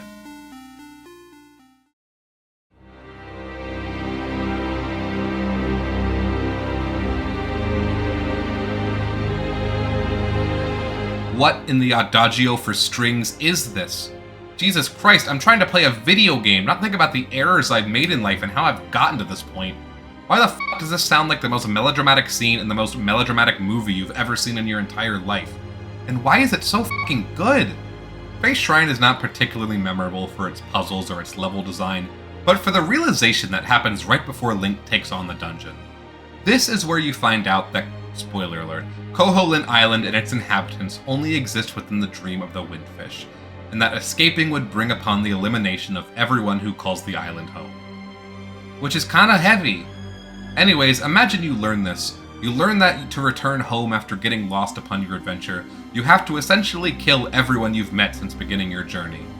And then you're met with this behemoth of a somber theme. The strings cry out as if in pain, as if they know about the decision that Link's gonna have to eventually make. It starts as just these huge, massively scaling chords, played by violins, violas, cellos, and basses, the violins eventually playing this descending yet horribly sad motif. It's not until about the 50-second mark that we even hear the main pattern featured in the original Game Boy version of the song. That echoey, heavy 8-bit pattern, each note carrying an intense weight. There's not really much of a melody line in this piece. No catchy tune, no exotic percussion, just some square wave and the most depressing strings you've ever heard in your entire life. And I love it. I can't get enough of this. Sure, it's a little schmaltzy, but I think that's almost what makes it especially fun to listen to. The original version of this piece is beautiful in its own way, but the composers for the remake really took this piece in the dramatic direction that it was always meant to go. Face Shrine is my favorite dungeon theme in all of Link's Awakening.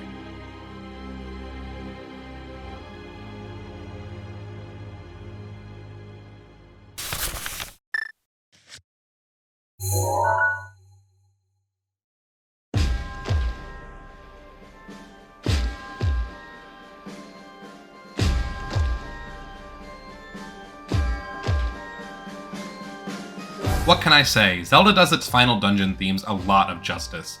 I guess this is why I held Twilight Princesses to such high standards. Almost everyone else has done it better. Breath of the Wild's Hyrule Castle theme was an instant classic. One of those pieces that feels like it instantly integrated itself into the all-time Zelda Music Hall of Fame. You know what I mean? Up there with the Fairy Fountain theme, the Lost Woods, the Song of Healing, etc. Going with a march for this piece was the perfect decision.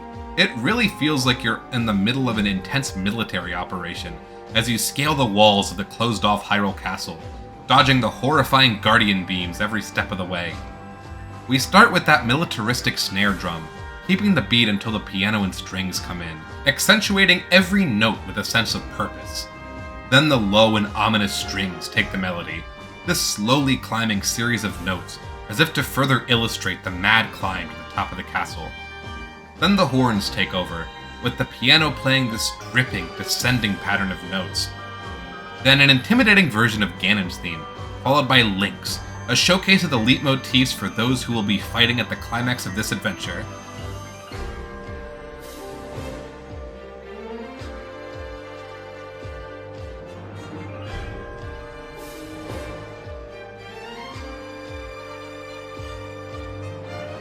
We get the piece's main melody again, against these horns that just won't quit.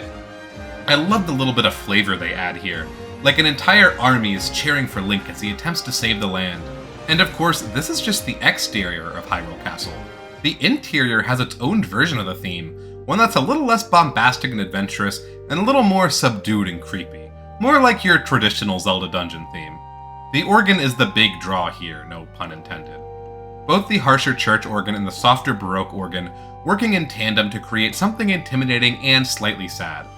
Unique to this version is the really depressing rendition of Zelda's Lullaby, almost as if it should be played at her funeral. Both of these versions of the theme are incredible, and I can't imagine a better way to finish off the game. A great mix of a new melody that'll be a Zelda classic forever, and the incorporation of fan favorites to highlight the game's three main characters. Truly, truly masterful.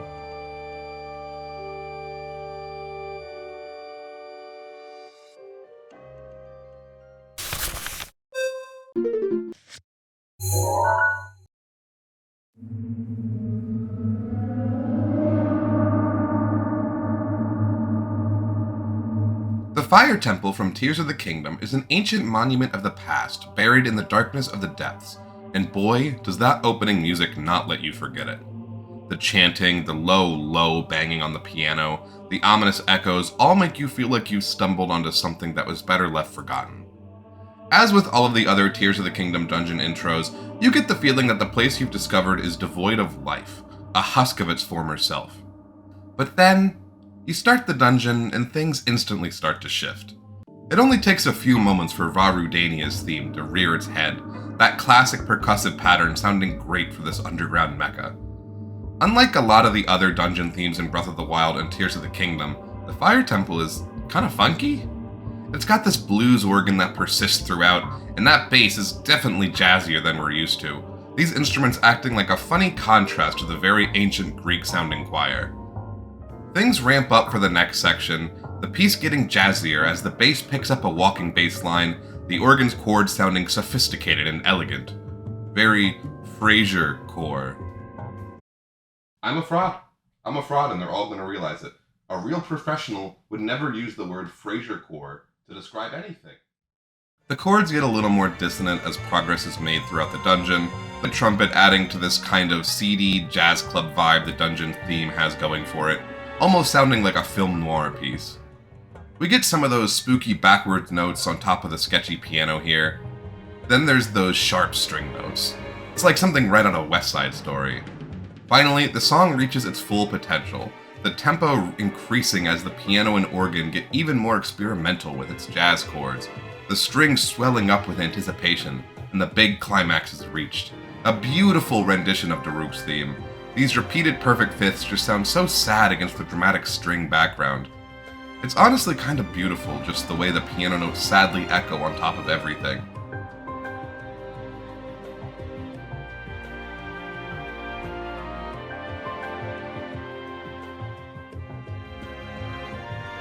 The jazziness continues for a while, proving that this is the funkiest that the Tears of the Kingdom sound team is willing to get.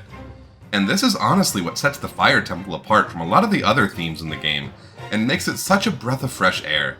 It's unique, it sounds great, it makes a great reference to previous themes in the series. The Fire Temple is one of the best out there. And somehow, it isn't the highest rated Tears of the Kingdom dungeon.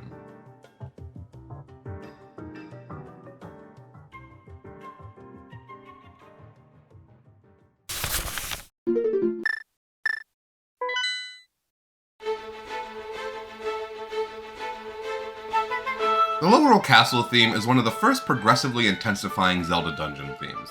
I think it may be the first besides Twilight Princess's Hyrule Castle theme, but that one doesn't really feel like it counts in the same way. This one starts out pretty wimpy, but buffs up the more Link completes.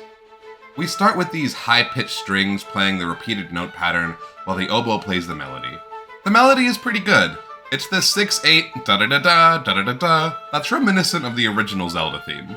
But at this stage in the song, it just sounds almost like foreshadowing. Just an unassuming melody that's not particularly intense. The next section sounds a little odd until you realize it's actually a section of the Link to the Past Hyrule Castle theme, only in reverse.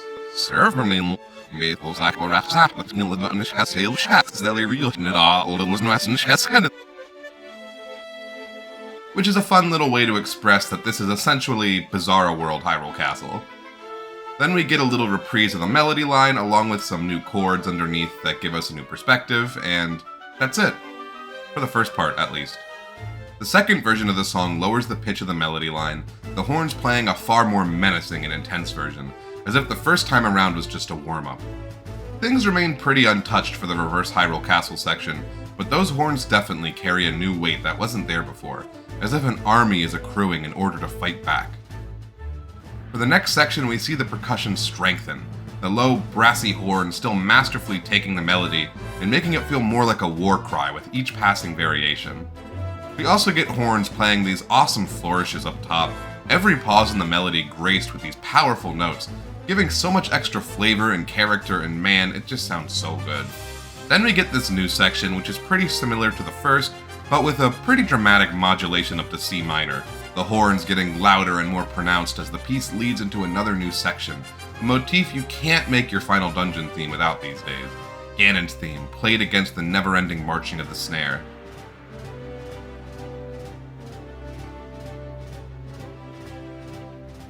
Then we get a moment of surprising silliness, the xylophone taking over the main melody, occasionally broken up by these menacing strings.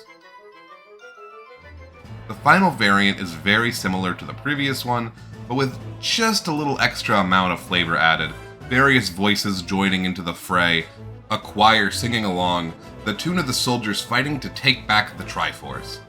The best part is this section here, where instead of singing melodic phrases, they get up in arms, chanting a dramatic war cry that really manages to ramp up the intensity.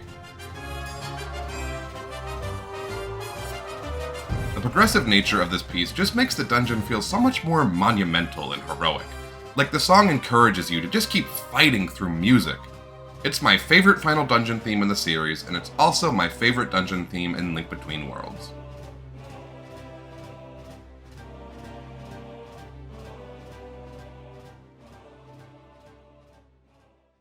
Alright, these are the biggest boys of the bunch, the final 5. As always, it was really hard for me to decide the order on all of these, as each one is special in a really unique way, whether it be the beauty of their notes, the meaningfulness of their melodies, or the chilling ambiance they add to the dungeon. Without further ado, let's finish this.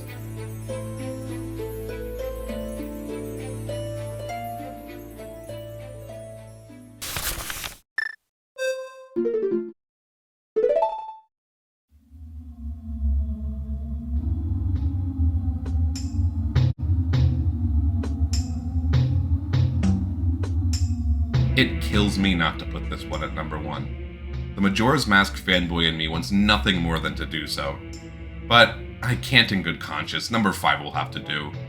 What is it about Stone Tower Temple that makes it such a fan favorite? Is it the simple yet stalwart marching of the drum?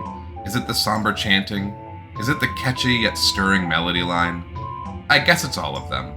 The voices in this piece, the drums, the chanting, the bassoon, the flute, they're all so distinct, like each one of them could be a show stealer. But they work so well as a team, like the cast of an amazing play, or like the ingredients of an absolutely delicious sandwich. You know, the dum percussion bread, the lettuce, the cheese, and the da-na-na meat. I don't know why I'm dragging out this sandwich metaphor. I'm sorry, it's over. There really aren't that many dungeon themes out there that can match this level of instrumental synergy.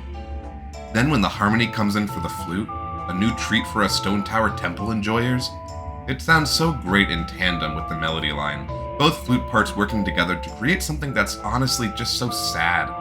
Then of course everything else cuts out besides the wind, the chorus, and the flute, one last little flourish.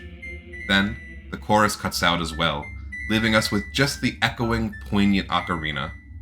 And of course, we can't forget about the inverted theme.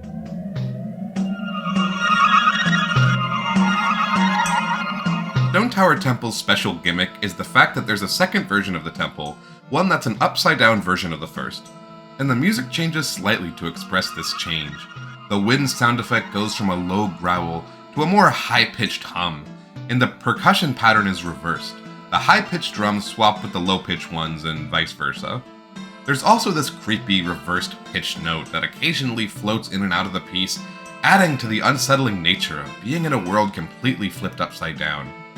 The other parts of the song stay relatively faithful to the original, played on different instruments with higher pitches, giving this lofty feeling, as if you could just fall out of the sky at any moment. Or in this case, I guess, into the sky. Both this version and the original do a wonderful job of laying out exactly which emotions you should be feeling within the cursed walls of Stone Tower Temple, which, in the end, is the best thing a dungeon theme can do. Surprising probably no one, Stone Tower Temple has my favorite dungeon theme in all of Majora's Mask. Play me out, flute and creepy high-pitched voice.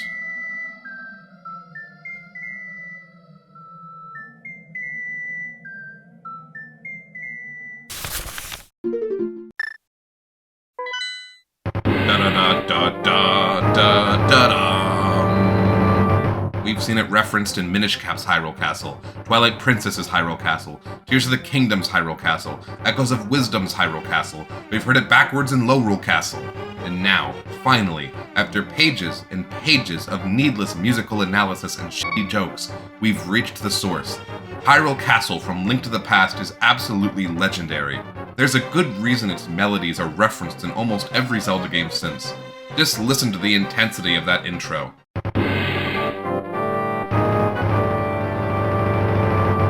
Absolute chills every time. It's so official sounding. Like a king commanding the attention of his soldiers. I feel like I've used that metaphor already in this video. Then, that marching drum comes in along with the horns, the king's royal marching band heralding his majesty. Then the strings, a melody that would become the King of Hyrule's leitmotif for decades to come. That perfect fourth down sounds so regal, and the rhythm of this phrase is surprisingly complex, working in extreme contrast to the steady pace of the accompanying chords. The next section has its own majesty to it. I love the dives that the melody takes before climbing up and reclaiming the throne. There's a bit of a call and response between the strings and the horns here, which just sounds so fun, like they're having a conversation with each other. Then the melody climbs, then climbs again, reaching new heights while the horn screeches alongside it, the intensity building as there's a dramatic cliffhanger.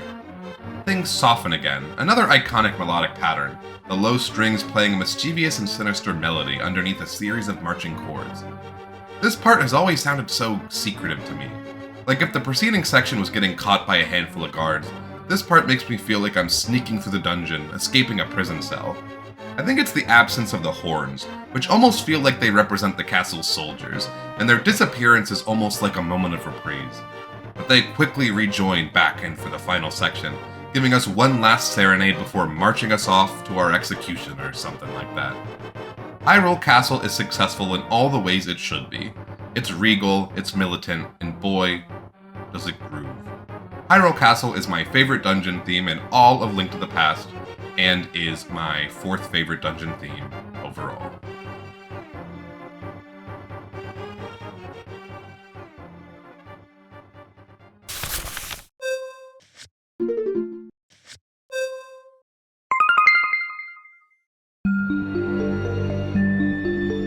This is the reason that I was hesitant to put in songs from Triforce Heroes. This piece only kind of counts as a dungeon theme, as it plays for the entire water world. And yeah, here it is in the top 5, taking a top slot away from a dungeon theme that counts more as a dungeon theme. I didn't play a ton of Triforce Heroes. The first time I heard this song was in a video essay, Every Zelda is the Darkest Zelda by Jacob Geller. It's genuinely my favorite Zelda video. I highly recommend you check it out. Anyways, Geller uses this theme near the end of the video, and I realize it's not a theme I instantly recognize. Was it a song I forgot from Twilight Princess, or maybe Skyward Sword? Breath of the Wild, maybe the DLC I never played? It was beautiful and sweet, serene in a way that just made you want to cry. To this day, I cannot believe it's a piece from one of the most forgotten and poorly received Zelda games of all time. Anything you say with this song playing in the background feels like it should have great weight to it. It's just the magic of this theme, I guess. Just listen to that arpeggio of mallets, those cellos and basses accentuating the lower register with sweeping notes. And more importantly, listen to that violin, the mournful cry of a lost soul. The beginning starts out so quietly, so much of the song is nothing but violin and mallets, a duet of two beautiful voices. The low strings come back in, as if to prove that the violin's loneliness is to be no more. The woodwinds take over the melody as the strings swell with passion and emotion for this B section. The melody is familiar to that in the A section, but feels just a little less downtrodden, just a bit more movement in its step to show its almost hopeful development. But the best part, the part that just hits me right in the feels as a cringy millennial would say, is the ending.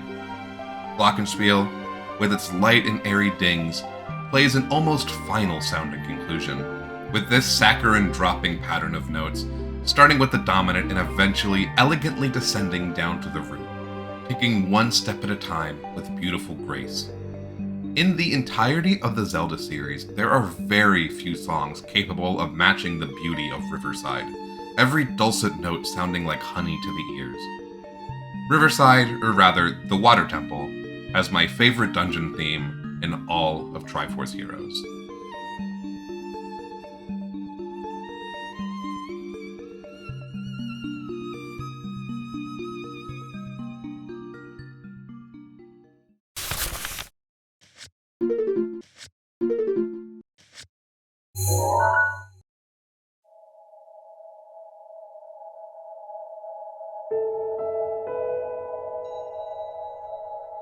The Wind Temple is kinda the first dungeon that Tears of the Kingdom shoehorns you into.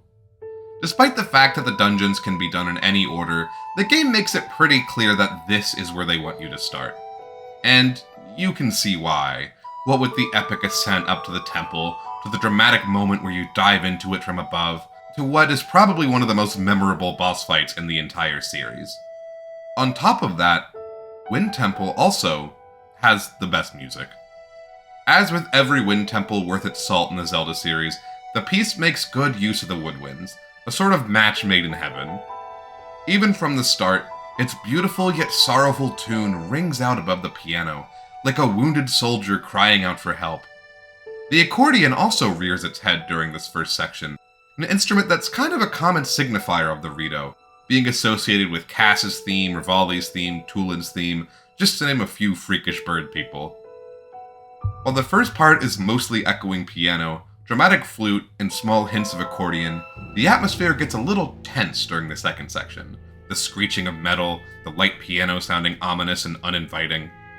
As with the other Tears of the Kingdom dungeons, this piece is a buffet of all sorts of leitmotifs, the piano in this part playing the intense melody line from the Va Meadow battle in Breath of the Wild.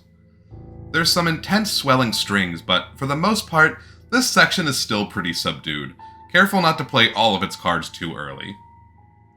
Section 3 opens with this ghostly piano, eking out a few notes from Tulin's theme, the companion for this area of the game. The strings start to get more involved, this almost militaristic pattern of notes, the strong and assured chords, the intensity ramps. There's also this sad piano pattern in the upper register, almost sounds like a prog rock pattern straight out of The Exorcist. As the strings strengthen, that piano bit changes ever so slightly, giving us that 4-note climbing motif from the Ma Benno battle theme. Stage 4 is where things really start to get menacing, the background vocals reminding us of Ganondorf's evil influence over the ancient temple. The oboe comes in to grace us with an intimidating version of the Rito village theme, the dark instruments and the bass reminding us that we're far from home. We also get a little bit of Va Meadow's dungeon theme in this section, that iconic wistful string pattern sounding right at home in this frigid area. This section feels like the peak of evil, as if despair has overwhelmed the flying ship. A sort of hopelessness is expressed here through the dissonance. But that all changes with this final section. Sure, it's still minor and scary, but that steady piano playing more of the quick runs from the Va Meadow battle theme almost inspires a sort of determination. Like the steady beat urges the player to keep going, no matter the cost. Then we get a beautiful combination of motifs, Rito Village and Va Meadow rolled into one package of inspiration. The war horns come in with their own rendition of the Rito Village theme. Of course, None of these themes are exact copies of the original, but instead more loving homages, taking their ideas and fancying them into a direction that works for the intense, icy terrors of the Wind Temple. This all feels like it must be building to something, and it is. The intense horns all cut out, leaving just the piano with its 4-note motif and the light strings. But things build up and build up, more instruments joining until the peak is hit, the piano softening with a light, airy version of its 4-note pattern, and the familiar accordion finally rejoins the piece after being missing since the very first section, giving us an absolutely beautiful and heart-wrenching rendition of Rivali's theme, reminding us that his presence still shines above Hebra. It's such a comforting moment amidst the darkness of the rest of the piece, like a small light shining through to remind Link that his allies are always with him. There's a brief somber moment of reflection, along with another snippet of the Va Meadow theme. The Wind Temple theme from Tears of the Kingdom is truly the pinnacle of the game's dungeon themes, overflowing with references and motifs from the other relevant songs, the Rito tribe being fully represented in this piece in every way, forcing the player to remember all of the people Link's fighting for. But this piece isn't just a hodgepodge of references. It also just sounds gorgeous. A masterclass in orchestration. Every second feels so meaningful for completely different reasons. Every instrument does its part. The Wind Temple is my favorite dungeon theme in Tears of the Kingdom, and is my second favorite dungeon theme overall. But there can only be one.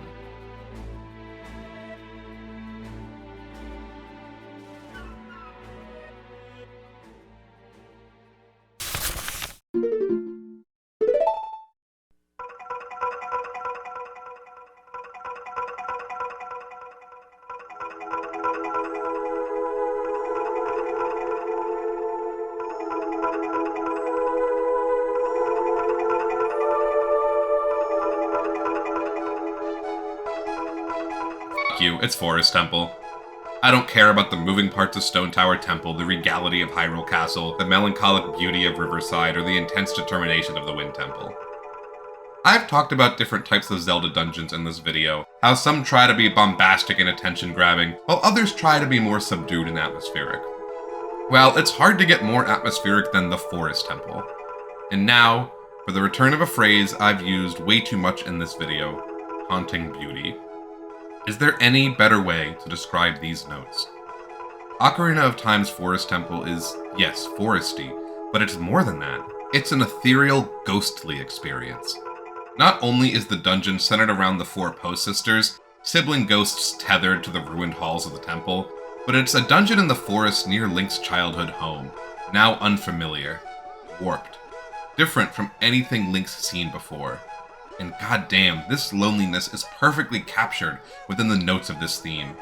Just listen to that ethereal, echoing, rustling sound, fading in and out of the background, ambience that could be created either by the wind blowing leaves around, or by spectral creatures just out of sight. That's another thing about this piece. It really just makes you feel like something is there. Something about those soft synth chords, that persisting 2-note flute pattern, gives the feeling of persisting entities. It's just, makes me feel shivers just listening to it. The flute's simple melody is so effective here. E and G sharp, then D and F sharp. These major intervals spelling out over and over again. In different circumstances, this melody line would sound cheerful and happy, but here it just feels like a lure, like the siren call of a demon waiting to spirit us away. The flute is eventually joined by this distorted voice, like an otherworldly creature eagerly watching the player at all times, potentially striking at any moment.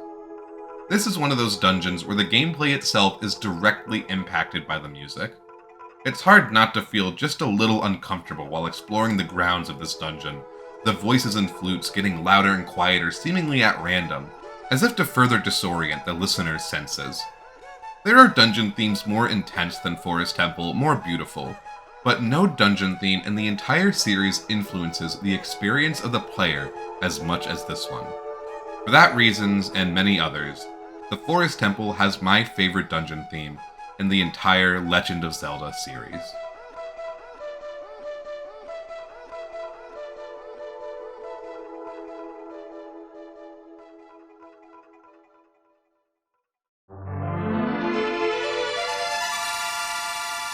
And Scene. Whew.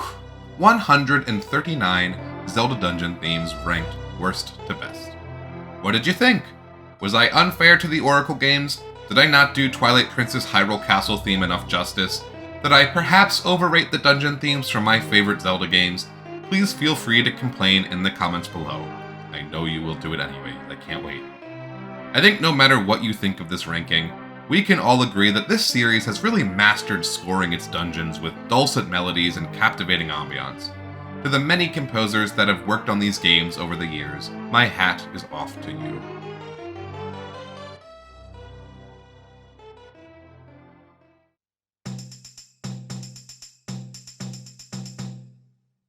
Oops, I accidentally made a long video. And you're still here? What's wrong with you? Thank you so much for sticking around for the entirety of this video. I had so much fun discussing and analyzing every dungeon theme in the Zelda series. So much fun I didn't notice that the script ended up being over 52 pages long. Shout out to my Patreon supporters for all of your continued support. If you'd like to become one of my supporters, click the link in the description of this video. With all of that said, I didn't... My script ends there. I didn't finish that line. With all of that said, golly gee, another Fred good time we just had, huh guys? I am nothing without my script.